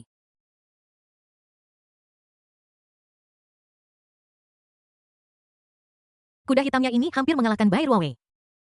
Tidakkah kamu melihat bahwa Bai Ruowei panik ketika dia mengetahui bahwa pihak lain hamil? Sekarang yang pertama mendapat anak, yang terakhir mendapat bayi, tetapi dia tidak mendapat apa-apa. Ini tidak diragukan lagi merupakan pukulan berat baginya yang selalu bangga. Dia merasa sangat sengsara. Oke, Ibu Suri tahu ini bukan salahmu, hanya saja gadis dari keluarga Bai terlalu beruntung, kupikir anak dari keluarga Chen juga sudah mengambil keputusan. Alasan kenapa kamu kalah sebenarnya karena identitasmu. Ibu Suri Jiang merasa kasihan pada cucunya saat dia menangis. Wajahnya yang montok dan cantik juga menunjukkan jejak emosi dan kompleksitas tahun-tahun seolah-olah dia mengingat masa lalu. Identitas saya. Jiang Yunhua tertegun dan perlahan mengangkat wajahnya yang lembut dengan air mata di matanya menatap Ibu Suri dengan tatapan kosong dengan ekspresi kebingungan dan keraguan di matanya. Ibu Suri Jiang membelai kepalanya dan menatap cucu perempuan ini yang sangat mirip dengannya ketika dia masih muda dengan senyum ramah di wajahnya. Mengingat kembali masa lalu nenek saya persis seperti Anda. Dia hampir bisa mengalahkan semua orang dan memegang bajingan tua itu di tangannya. Tetapi dia selalu selangkah lebih pendek dan benar-benar dikalahkan. Apakah Anda tahu mengapa Chen Sanhei memilih untuk menikahi wanita biasa dan menyerahkan putri-putri dari keluarga bangsawan itu? Intinya adalah bahwa keluarga Chen pada waktu itu baru saja mengalami malapetaka dan kehilangan kekuatan tempur utamanya. Pada saat itu, bajingan tua Chen Sanhei terpaksa mengambil alih dan menjadi kepala keluarga Chen.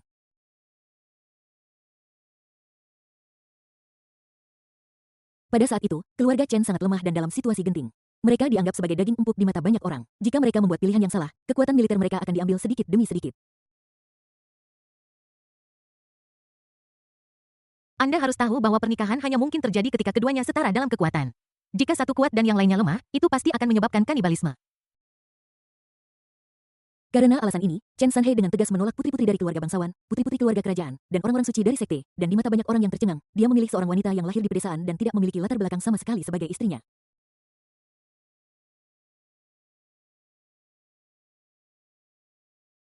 Saat rahasia tahun itu diceritakan kembali, ekspresi wajah Jiang Yunhua berangsur-angsur menjadi tumpul dan sedikit tidak bisa dipercaya. Tuan Chen sebenarnya memiliki rahasia ini. Anda harus tahu bahwa pilar raksasa kekaisaran hari ini turun ke ibu kota kekaisaran dengan roh aslinya beberapa waktu lalu, mengejutkan semua pihak. Bahkan leluhur keluarga Jiang pun merasa khawatir dan kedua pihak bertempur sengit di langit.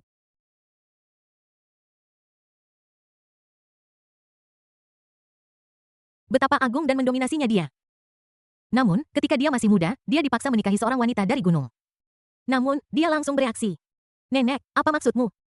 Ya, keluarga Chen tidak ingin terlalu dekat dengan keluarga kerajaan, karena begitu kedua pihak menjadi besan dan menjadi kombinasi kepentingan di permukaan, kedua belah pihak akan menjadi yang paling kuat di seluruh kekaisaran. Tetapi apakah menurutmu keluarga kerajaan akan melepaskan kemungkinan untuk terlibat dalam kekuatan militer keluarga Chen?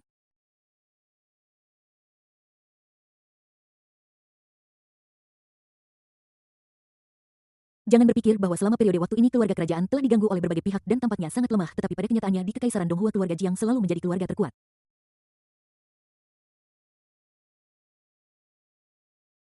Apakah ayahmu akan tergoda oleh kekuatan militer yang begitu dekat dengannya? Ketika saatnya tiba, ayahmu kemungkinan besar akan menggunakanmu dan anak-anakmu sebagai alasan. Dalam arti tertentu, langkah anak keluarga Chen bukan hanya untuk melindungi keluarga Chen tetapi juga untuk melindungimu. Ibu Suri Jiang menghela nafas. Wajah Jiang Yunhua membeku dan dia merasa dingin sekaligus karena apa yang dikatakan Ibu Suri. Sejak zaman kuno, kekejaman telah menjadi norma. Sebagai seorang putri dari keluarga kerajaan, bagaimana mungkin dia tidak mengerti ayahnya? Dia adalah pahlawan sejati yang akan melakukan apa saja untuk mencapai tujuannya. Selama kekuatan militer keluarga Chen dapat dipulihkan dengan sukses, belum lagi seorang putri, bahkan seorang cucu laki-laki atau perempuan pun dapat dikorbankan.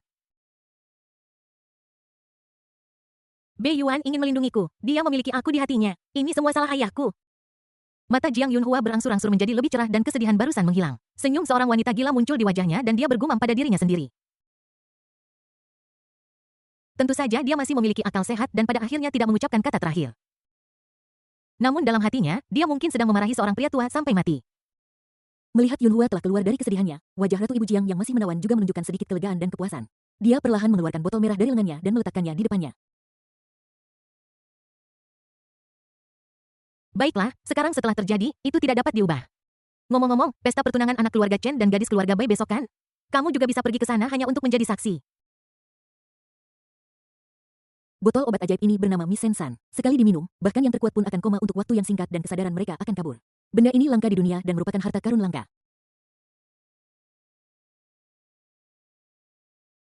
Nenek kekaisaran tidak banyak menggunakannya dulu, jadi masih ada sedikit yang tersisa. Saya pikir itu sudah cukup untuk Anda gunakan. Adapun apakah Anda menginginkannya atau tidak, itu urusan Anda. Lebih baik jangan meninggalkan terlalu banyak penyesalan dalam hidup. Jiang Yunhua mengambil botol merah itu dengan kosong dan menatap nenek kerajaan di depannya dengan tatapan penuh arti seolah-olah dia mengerti sesuatu. Dia menelan ludah dan bertanya dengan berani kepada siapa nenek kekaisaran menggunakannya saat itu. Bagaimana menurutmu? Ibu Suri Jiang berkedip main-main. Bab 355 Anu yang cemburu dan menyerang Jiang Yunhua. Di antara 4 protagonis wanita yang beruntung, jika Bai Ruowei adalah juara yang memenangkan tempat pertama, Lin Yunluo adalah kuda hitam yang tiba-tiba muncul dan hampir memenangkan kejuaraan, dan Jiang Yunhua adalah tempat ketiga yang menderita kekalahan beruntun dan berakhir di posisi terbawah.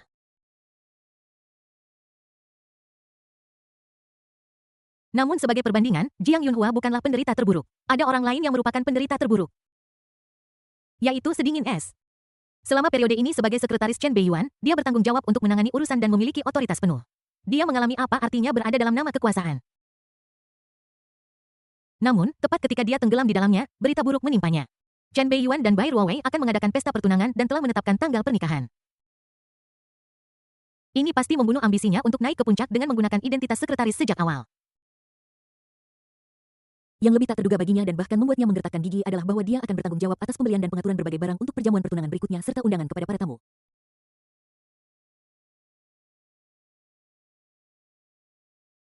Dia harus mengatur segalanya untuk kedua pengantin baru dan kemudian berdiri di atas panggung dan menyaksikan mereka menerima berkat dari semua tamu.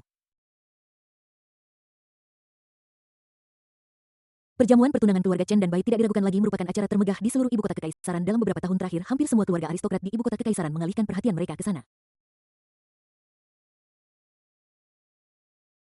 Bahkan kekuatan-kekuatan besar ingin mendapatkan undangan untuk berpartisipasi di dalamnya dan menunjukkan niat baik kepada keluarga Chen. Namun, mengingat berbagai faktor dan fakta bahwa keluarga Chen dan Bai berencana mengadakan upacara secara sederhana, mereka hanya mengundang beberapa kerabat dan teman dekat untuk datang dan menyaksikan upacara tersebut.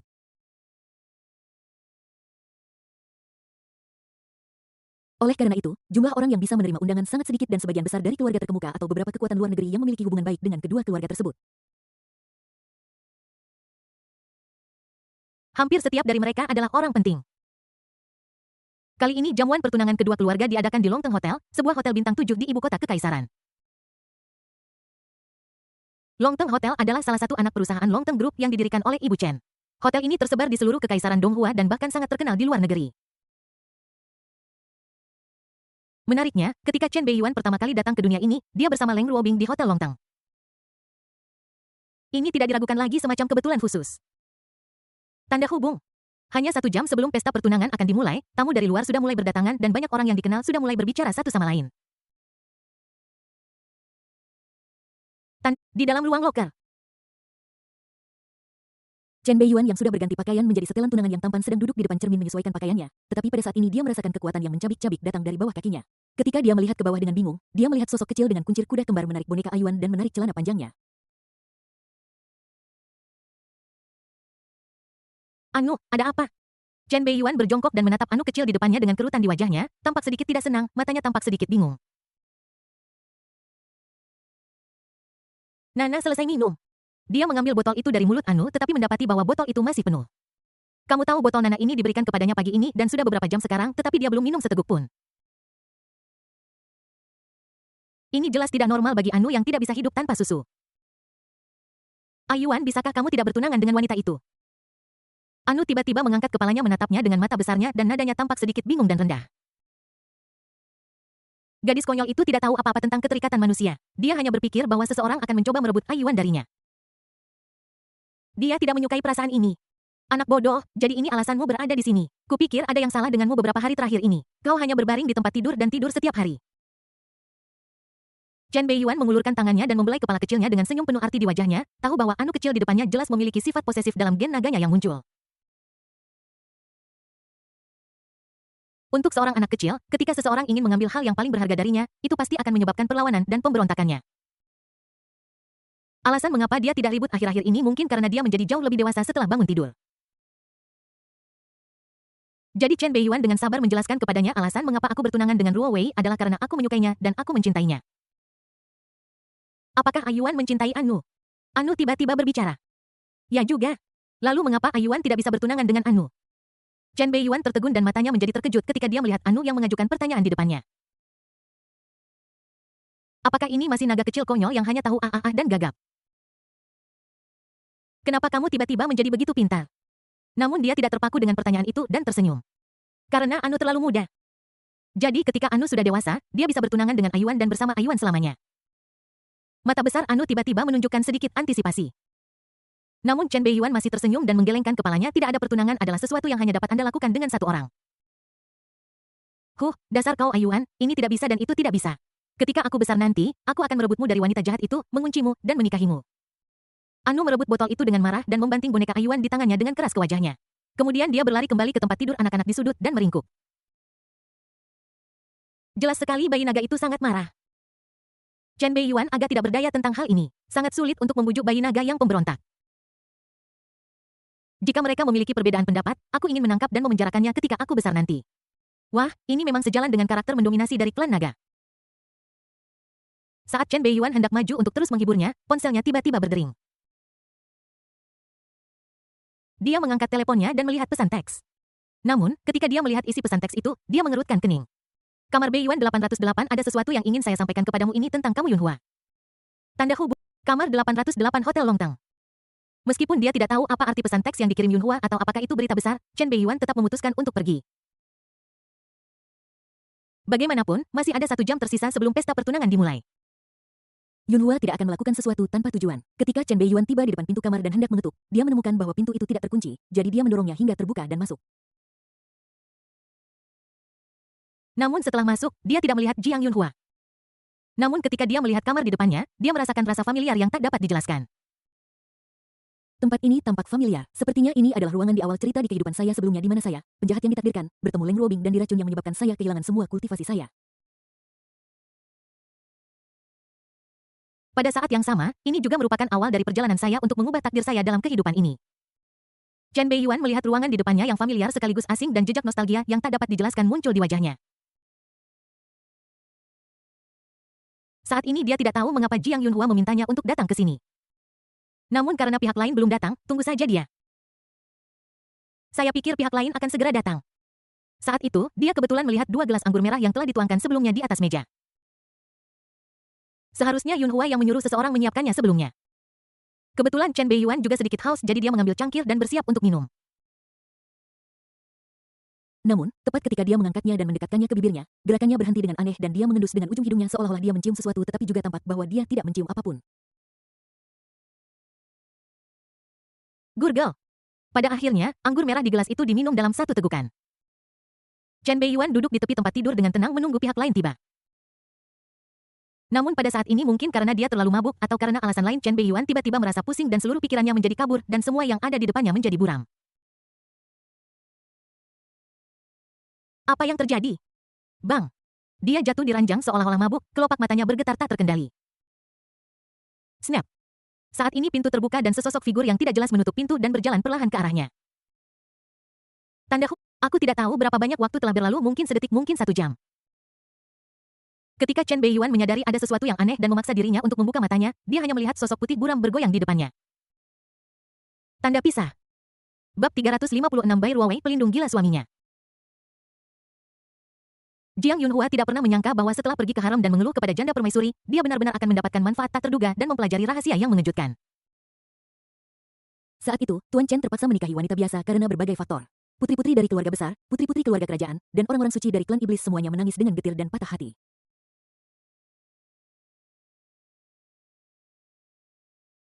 Hanya ada satu orang yang meskipun dipenuhi dengan kesedihan dan kemarahan, berani dan gegabah serta melakukan sesuatu yang mengejutkan. Konon katanya, pada hari pernikahannya, Tuan Chen menjadi pengantin pria 2 kali dalam keadaan linglung. Pengantin wanita sendirian di kamar kosong dan tidak melihat siapapun sampai fajar. Dengan kasus ajaib seperti itu di depannya, Jiang Yunhua secara alami ingin mengikuti contoh orang dahulu dan melakukan hal yang sama seperti yang dilakukan Cao Cao agar tidak meninggalkan terlalu banyak penyesalan bagi dirinya sendiri. Tentu saja mengingat hubungan persaudaraan yang pernah dia miliki dengan Ruo Wei, dia tentu saja tidak akan bertindak terlalu jauh. Masih ada 1 jam sampai pesta pertunangan jadi masih ada banyak waktu dia akan mengakhiri pertempuran secepat mungkin. Ngomong-ngomong, Xiao Beiyuan harus dikurung oleh Ruo Wei di masa depan. Akan sulit untuk menggunakannya dan seseorang harus meminta pendapat dari nyonya. Dapat dikatakan bahwa semakin sering digunakan, semakin berkurang pula nilainya. Ini seperti kartu keanggotaan gym. Kartu ini akan segera kedaluarsa, jadi Anda harus bekerja sekeras mungkin dan memanfaatkannya sebaik mungkin. 1 menit lagi, 1 menit lagi. Masih ada banyak waktu, masih ada banyak waktu. Hanya 59, masih ada waktu, masih ada waktu. Fakta telah membuktikan bahwa wanita selalu serakah dan begitu mereka menjadi serakah, mudah untuk menyelesaikan sesuatu. Sama seperti sekarang, Jiang Yunhua jelas sedikit serakah dan hampir melupakan pesta pertunangan di luar dan Bai Ruowei yang sedang menunggunya. Keluarga Chen sedang mencari seseorang seperti orang gila. Sekarang semua keluarga terkemuka di Kekaisaran Donghua telah datang dan bahkan keluarga kerajaan telah mengirim seorang pangeran. Hanya ada 1 menit tersisa sebelum pesta pertunangan dimulai tetapi pria itu tiba-tiba menghilang ini bukan lelucon. Jika terjadi kesalahan, keluarga Chen dan Bai akan kehilangan muka di depan seluruh kekaisaran. Untungnya pada menit terakhir Chen Beiyuan mengerutkan kening dan abis di kedalaman jiwanya sedikit bergetar dan langsung meletus dengan kekuatan terlarang. Swos! Chen Beiyuan tiba-tiba membuka kelopak matanya dan tatapannya yang kabur tiba-tiba menjadi gelap dingin dan dipenuhi dengan cahaya misterius. Dia menatap dingin pria berambut kuning di depannya yang bingung dan kehilangan akal sehatnya dan langsung memahami segalanya. Bang! Seorang pria berambut kuning tertentu langsung ditampar keras di wajah dan dirobohkan dengan kejam ke tanah. Tanda hubung. Di luar aula tamu di pintu masuk. Bai Ruowei berganti menjadi gaun pengantin merah dan merias dirinya dengan sangat indah. Penampilannya yang sudah memukau bersinar lebih terang pada saat ini seperti Privana yang jatuh ke dunia fana. Pada saat ini, temperamen yang dia tunjukkan hampir menghancurkan protagonis wanita beruntung lainnya. Namun pada saat ini, peri putih memiliki kerutan di wajahnya dengan ekspresi kesedihan dan ketidakberdayaan yang sulit disembunyikan.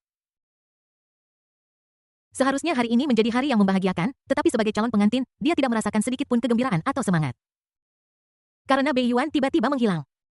Keluarga Chen sekarang panik mencari seseorang. Awalnya keluarga Chen tidak ingin Bai Ruowei tahu tentang masalah ini untuk saat ini. Tetapi karena pesta pertunangan semakin dekat, aku tidak bisa lagi menyembunyikannya. Ruowei, aku minta maaf padamu. Aku tidak tahu kemana anak nakal dari Bei Yuan itu lari dan kami tidak dapat menemukannya sekarang.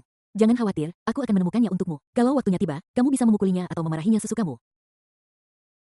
Jika pesta pertunangan belum ditemukan pada saat dimulai, kami akan mengumumkan pembatalan dan menundanya.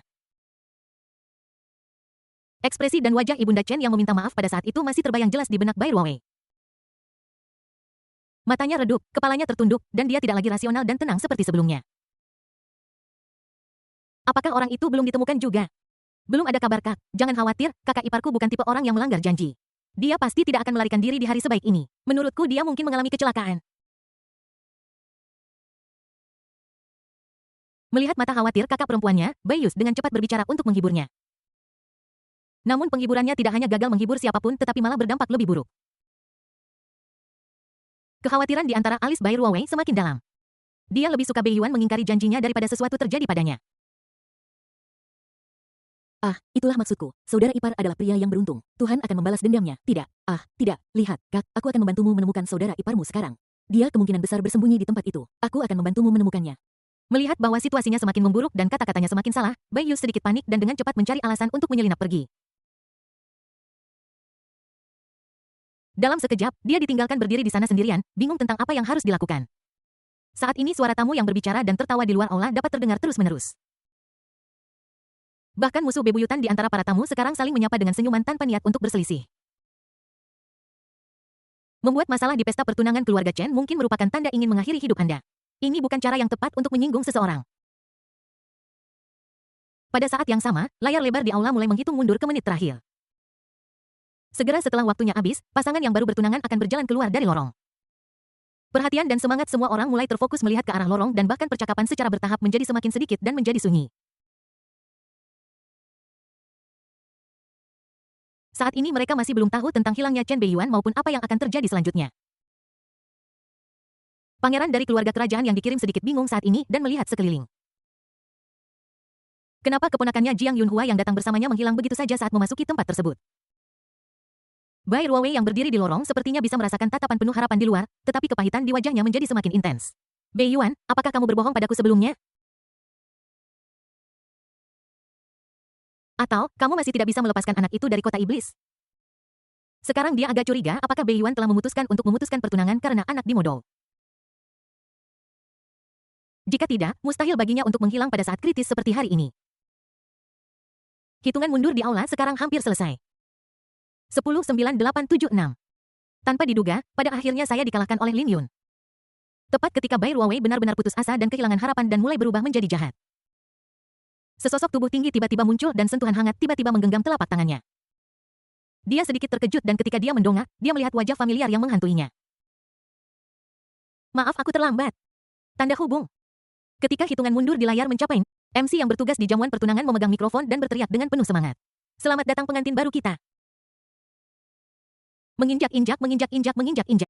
Ke arah lorong itu, sepasang pengantin baru yang sangat serasi berjalan keluar perlahan-lahan, yang langsung menyebabkan tepuk tangan dan sorak-sorai dari semua tamu.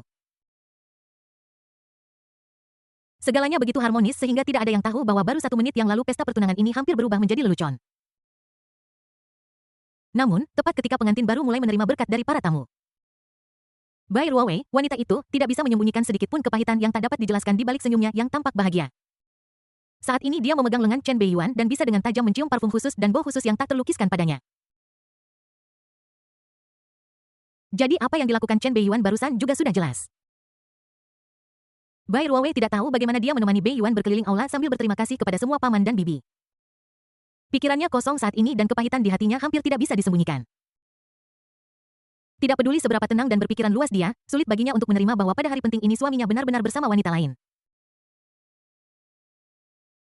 Ketika Bei Yuan meraih tangannya dan kembali ke kamar untuk beristirahat, dia tidak bisa lagi menahan kesedihan dan amarah di hatinya. Chen Bei. Snap. Sebelum Bai Ruowei menyelesaikan pertanyaan marahnya, sosok di depannya tiba-tiba merasa lemas dan jatuh langsung ke dalam pelukannya, kelopak matanya bergetar tak terkendali. Dia tidak lagi memiliki sikap tenang dan tenang yang baru saja dia tunjukkan di depan para tamu. Maaf, aku tidak bisa bertahan lebih lama lagi. Jelas sekali khasiat obat di tubuhnya belum sepenuhnya hilang. Aku hanya bertahan. Bai Ruowei menatap kosong suaminya di lengannya yang tampak kelelahan, pingsan, dan kehilangan kemampuan untuk melawan. Ekspresinya tiba-tiba berubah, matanya menjadi tajam dan dia mengerti sesuatu dalam sekejap. Bam! Pintu itu ditendang hingga terbuka. Kebisingan besar itu langsung menarik perhatian keluarga Chen dan Bai di luar. Seseorang datang. Bai Ruowei memeluk Bei Yuan yang tidak sadarkan diri di lengannya, wajahnya menjadi sangat muram seperti harimau betina yang melindungi anaknya, dan dia meraung marah. Tahan semua orang dari keluarga Jiang. Bab 357 Yuan jadilah minuman yang enak Nana. Bai Ruowei benar-benar marah sekarang. Dia pikir Bei Yuan masih main-main dan sedang mempermainkan Jiang Yunhua di belakangnya pada hari yang penting seperti itu. Namun sekarang tampaknya ini sama sekali bukan hal yang menyenangkan bagi Bei Yuan, dia hanya dibius oleh jalang itu, Jiang Yunhua.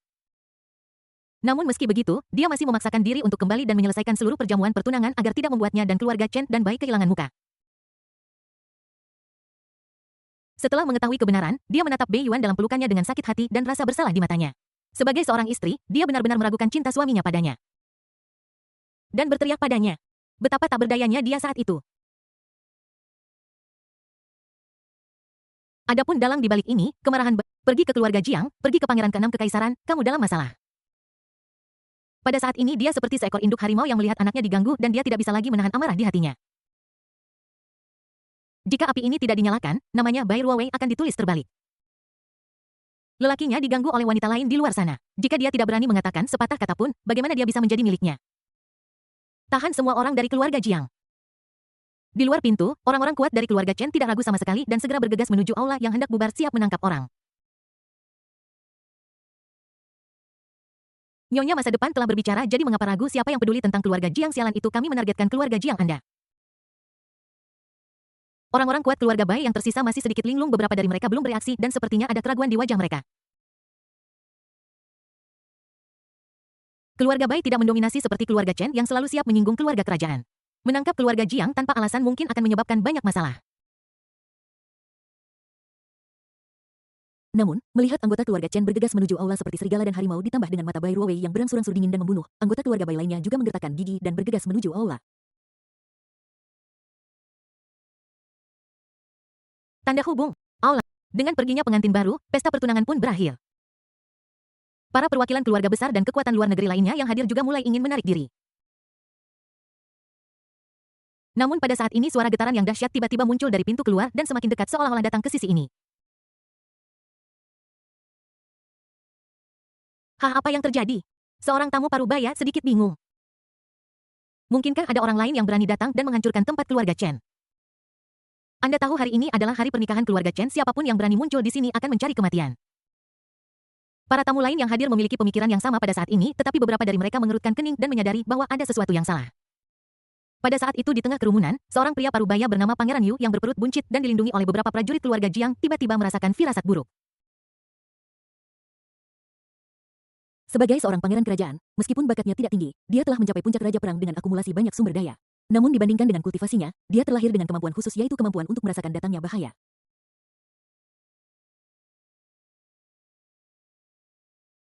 Tidak baik. Bang. Pintu keluar aula tiba-tiba meledak dan serangkaian sosok kekar mengenakan baju besi-besi hitam bergegas masuk secara paksa menghalangi jalan keluar yang memancarkan aura pembunuh yang kuat. Pada saat yang sama, sosok-sosok kuat tiba-tiba muncul di lorong aula di belakang, menghalangi semua arah dan menghentikan semua tamu. Nyonya muda telah memerintahkan agar keluarga Jiang ditahan dan tidak seorang pun diizinkan melarikan diri. Begitu kata-kata ini diucapkan, semua orang yang hadir terdiam. Wajah Pangeran Yu menjadi lebih pucat seolah-olah dia telah menghubungkan sesuatu. Sepasang mata terkejut dan ragu-ragu langsung tertuju pada pasukan keluarga Chen dan keluarga Bai di depan mereka. Gila-gila. Apa yang ingin dilakukan keluarga Chen dengan menahan seorang pangeran kerajaan di depan umum? Mengangkat bendera pemberontakan. Dan keluarga Bai benar-benar berani terlibat. Melihat bahwa orang-orang dari keluarga Chen dan Bai hanya ingin menangkap keluarga Jiang dan tidak berniat mempersulit orang lain, para tamu lain dengan cepat bubar seperti burung dan binatang buas dan mulai menyampaikan berita.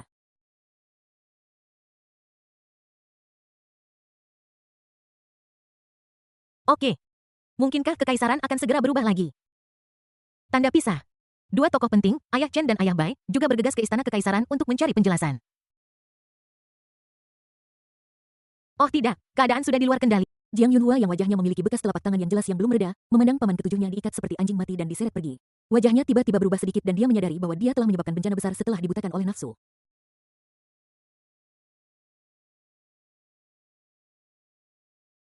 Dia tidak pernah berpikir bahwa Bai Ruowei akan berani membalas dengan begitu liar. Beraninya kamu menahan orang-orang dari keluarga Jiang. Ini tidak diragukan lagi menakuti kesombongannya yang melekat. Ini berbeda dari apa yang dia harapkan. Pada saat ini, Jiang Yunhua tidak menyangka bahwa alasan mengapa neneknya bisa berhasil tanpa kerusakan apapun adalah karena orang itu hanyalah orang biasa dan baru saja menikah dengan keluarga Chen. Dia tidak memiliki banyak dasar, jadi sangat sulit baginya untuk membalas dendam, jadi dia hanya bisa bertahan.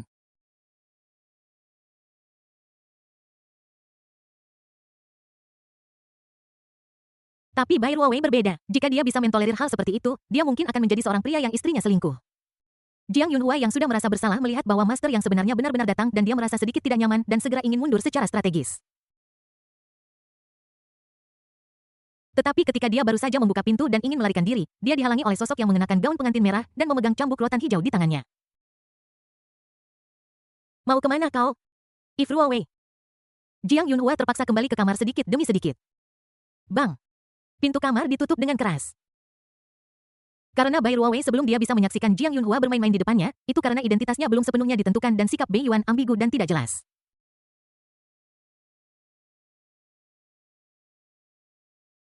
Tapi masa lalu adalah masa lalu dan masa kini adalah masa kini. Pada saat ini dia sudah menjadi istri Chen Bei Yuan dan kakak perempuan tertua semua orang. Kamu hanya bisa duduk di kursi ini jika aku mengizinkanmu duduk di sana. Jika aku tidak mengizinkanmu duduk di sana, kamu bahkan tidak bisa menyentuhnya. Jika beberapa orang masih tidak tahu tempatnya, maka jangan salahkan dia karena kejam. Mengingat identitas Jiang Yunhua, dia tidak akan membunuhnya. Tapi setidaknya kita harus memberitahu pihak lain siapa yang terhebat.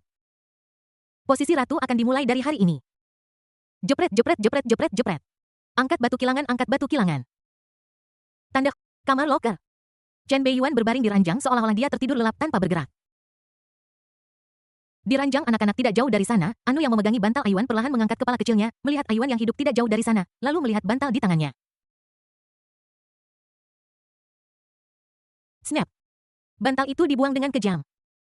Dia memanjat ke tempat tidur dengan kaki pendeknya dan memeluk Ayuan yang tidak sadarkan diri di lengannya seolah-olah dia sedang memegang harta paling berharga di dunia.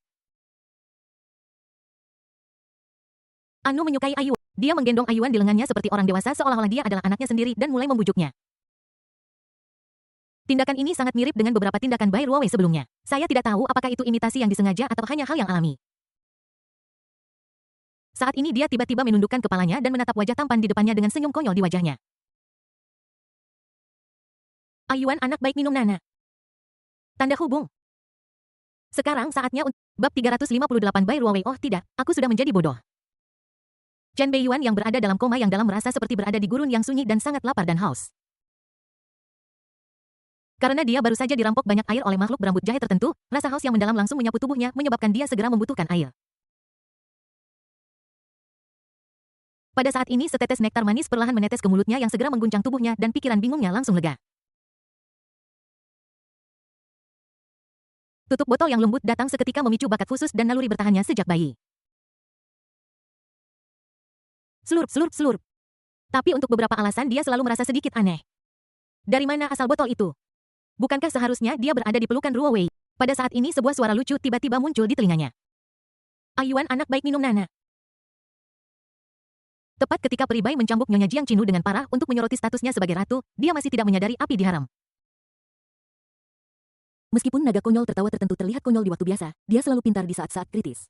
Dia tahu apa artinya memanfaatkan kesempatan dan apa artinya memanfaatkan kelemahan seseorang.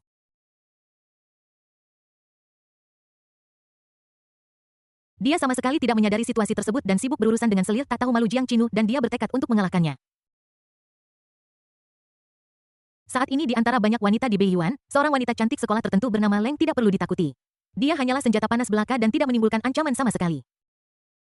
Belum lagi yang di negara Sakura. Tidak akan ada kesempatan baginya sepanjang hidupmu. Paling-paling dia akan menjadi anjing yang dipelihara di luar untuk menjaga wilayah keluarga Chen.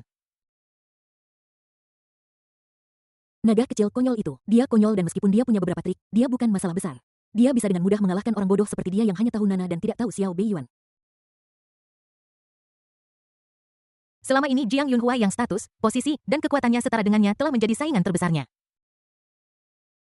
Namun sekarang lawan ini telah mengungkapkan celah sebesar itu, dia akan dikalahkan sepenuhnya olehnya.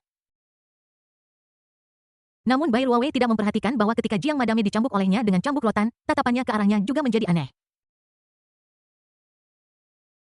Tanda sama seperti asap mengepul dari medan perang di dalam Hotel Longtang. Suasana di seluruh ibu kota kekaisaran menjadi khidmat dengan semua pihak memberikan perhatian dan semua keluarga terkemuka mengalihkan pandangan mereka. Setelah perjamuan pertunangan, keluarga Chen dan Bai benar-benar menahan seorang pangeran kerajaan dan seorang putri kekaisaran. Tindakan yang begitu berani dan lancang sama saja dengan menginjak-injak wajah keluarga kerajaan.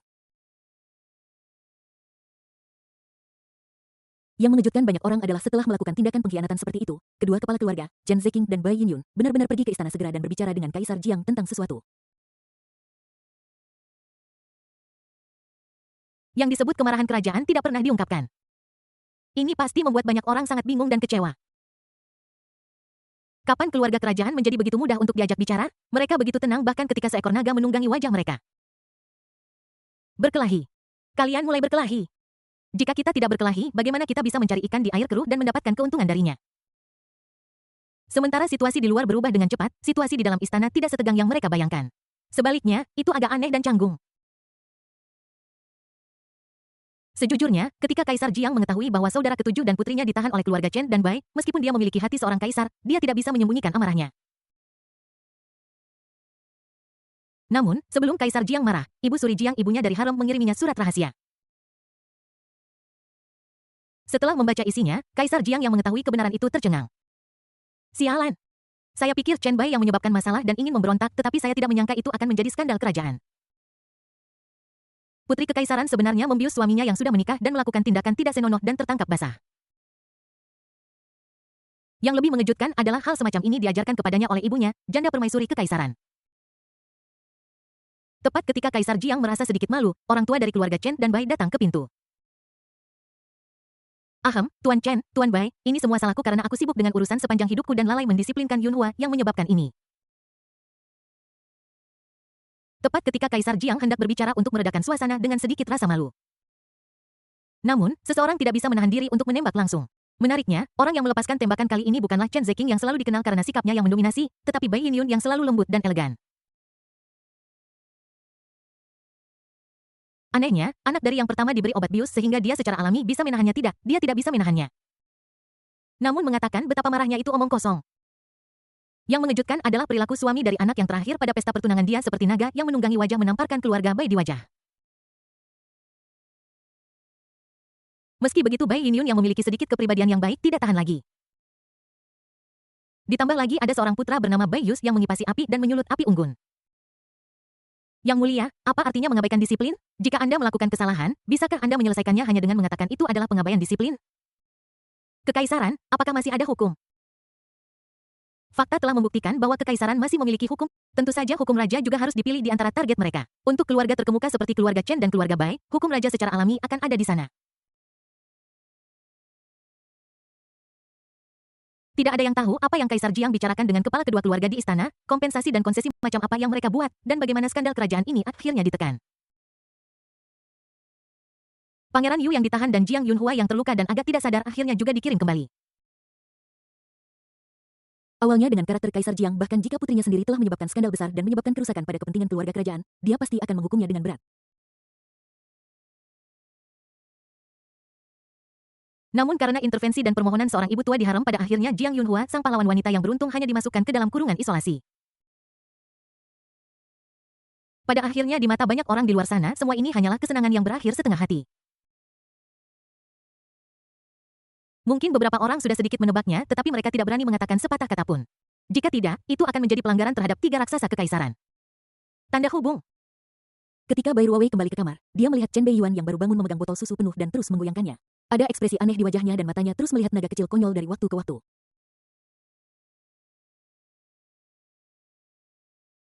Naga kecil konyol Anu dengan wajah konyol dan mata polos sedang duduk di samping sambil bergoyang dengan bantal ayuan di lengannya, tampak seperti anak kecil yang menghibur dirinya sendiri. Ayuan anak baik, ayuan anak baik.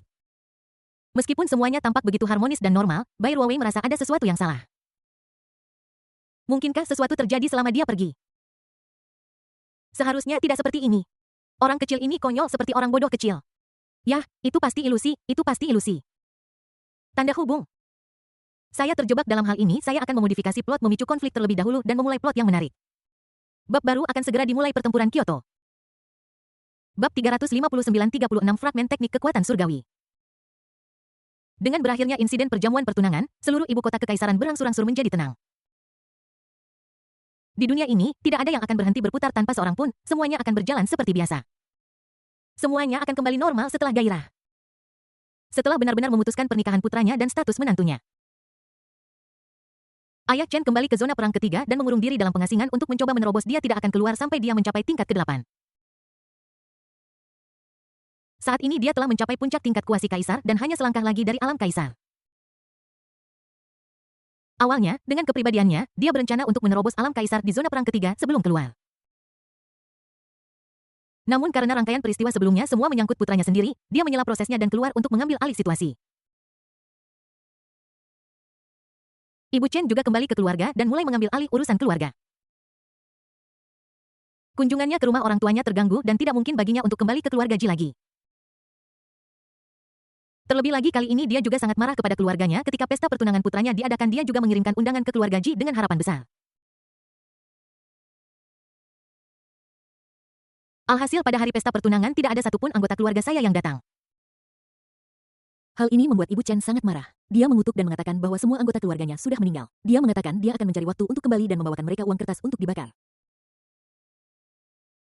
Dia tidak pernah membayangkan bahwa keluarganya sendiri benar-benar tidak akan menghargainya. Bahkan jika hanya mengirim seorang pelayan untuk mengantarkan hadiah, itu akan baik-baik saja. Dengan cara ini mereka berdua akan terlihat lebih baik. Tahu-tahu dia mengambil inisiatif untuk kembali beberapa waktu lalu hanya untuk meredakan konflik antara kedua keluarga. Tetapi para bajingan arogan di keluarga Ji itu masih merendahkan keluarga suaminya dan mereka tetap saja sama seperti sebelumnya.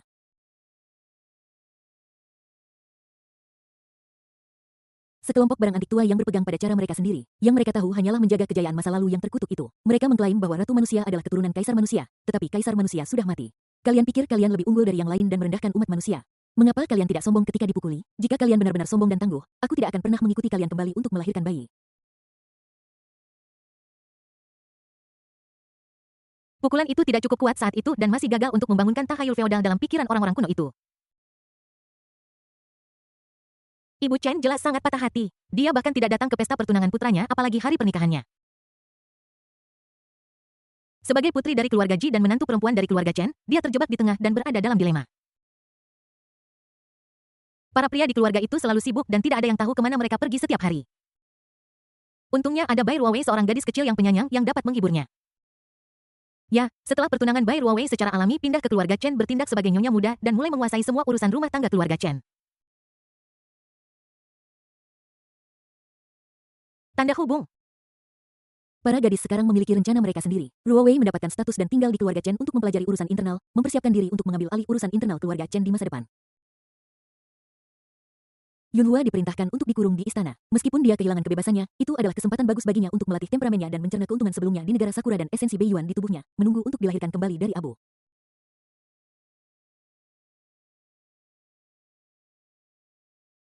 Lin Yunluo sedang mengandung anakku dan tinggal di kota ajaib untuk merawat bayi itu.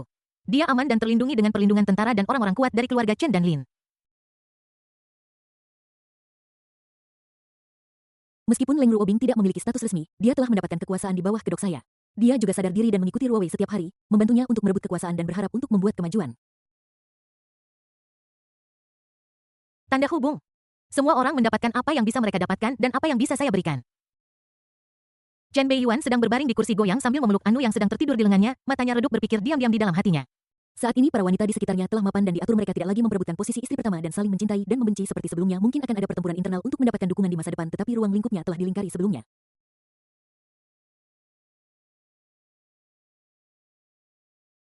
Bahkan Anu mengikutinya setiap hari seperti ekor kecil, harus diberi makan saat makan dan diberi waktu untuk tidur di malam hari. Dalam hal ini, dia telah mencapai kesempurnaan. Ding, selamat kepada host karena telah mengubah garis takdir aslinya. Anda telah memilih Bai Ruowei sebagai istri sah Anda dari antara banyak tokoh utama wanita yang beruntung, sehingga menghindari garis takdir menjadi lajang sampai mati dalam novel aslinya. Pada saat yang sama, cinta para tokoh utama wanita yang beruntung lainnya untuk Anda tidak berkurang sama sekali, tetapi bahkan menjadi lebih kuat. Takdir semua tokoh utama wanita yang beruntung akan lebih terintegrasi dengan Anda.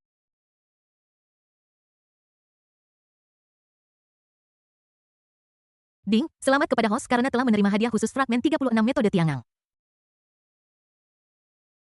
Catatan fragmen 36 metode geng surgawi mencatat metode sihir tertinggi Taois legendaris dari zaman kuno. Namun karena ini hanya fragmen, makna sebenarnya belum terungkap. Hanya beberapa teks Taois yang tersisa tanpa efek magis asli. Hanya mereka yang memiliki ketekunan besar, kebijaksanaan besar, dan keberuntungan besar yang dapat memahami beberapa metode Taois darinya.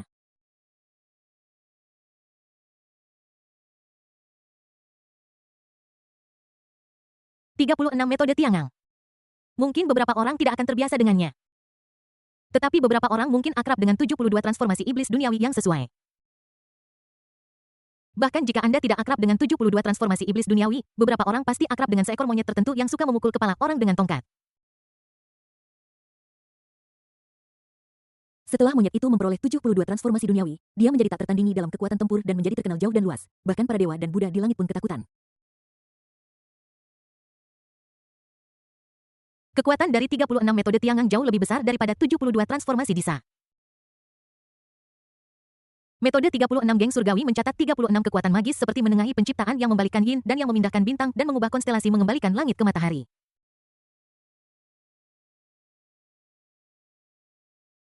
Ini adalah kekuatan supernatural tertinggi yang memiliki efek magis mengubah dunia membalikkan yin dan yang memprediksi masa depan dan menghidupkan kembali orang mati. Dari sini kita bisa melihat kengerian dari 36 teknik Tiangang. Sayang sekali apa yang didapatkan Chen Beiyuan hanyalah fragmen. Semua yang ada di benaknya hanyalah beberapa deskripsi Tao tentang berbagai kekuatan magis. Tidak ada makna sebenarnya dari teks Tao dan hampir terfragmentasi secara ekstrim. Ini tidak diragukan lagi hanyalah sebuah gelar tetapi pada kenyataannya itu adalah sampah. Jika itu orang biasa, dia mungkin akan mengutuk sekarang. Namun, Chen Beiyuan tidak menunjukkan tanda-tanda frustrasi atau marah. Dia tampak tenang dan hanya dengan hati-hati membaca teks Tao di benaknya dengan ekspresi berpikir di wajahnya. Tanda keluarga Lin. Mata Lin Jiuxiao muram dan wajahnya muram. Ada bekas telapak tangan yang jelas di pipi kanannya dan separuh wajahnya bengkak. Sejak Lin Xiao pergi, tuan muda ketiga dari keluarga Lin kehilangan semangatnya untuk sementara waktu. Tetapi kakak laki-lakinya yang tertua berada dalam pengasingan dan tidak muncul sejak saat itu seolah-olah dia telah meninggal di gua 10.000 ular. Pikirannya berangsur-angsur menjadi aktif dan keinginan untuk berkuasa secara bertahap menyebar ke seluruh otaknya. Jika kakak laki-laki tertua meninggal di gua 10.000 ular, bukankah masa depan keluarga Lin akan bergantung padanya untuk membalikkan keadaan dan memikul beban? Alhasil, dia mulai menunjukkan kemampuannya, seringkali dekat dengan saudara iparnya, berbakti kepada orang tuanya, dan berbicara dari hati ke hati dengan para tetua keluarga. Dia mulai membuat suaranya sendiri didengar di keluarga. Setelah dia menunjukkan karakter tangguhnya, sikap ayahnya terhadapnya jelas berubah dan statusnya dalam keluarga berangsur-angsur naik. Tepat ketika dia sangat bersemangat dan berpikir dia bisa menggantikan kakak laki-lakinya dan mulai menganggap dirinya sebagai pewaris keluarga setelah mendengar bahwa saudara perempuan keduanya dinodai oleh seorang bajingan dari keluarga Chen, reaksi pertamanya adalah mengambil sikap keras dan membuat keluarga Chen membayar harganya.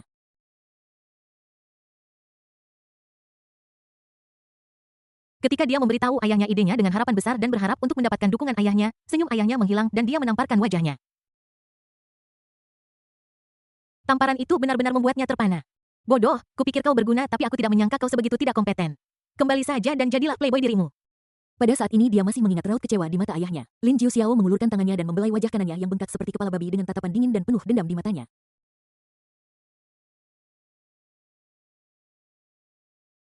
Ayah semakin lama semakin pengecut.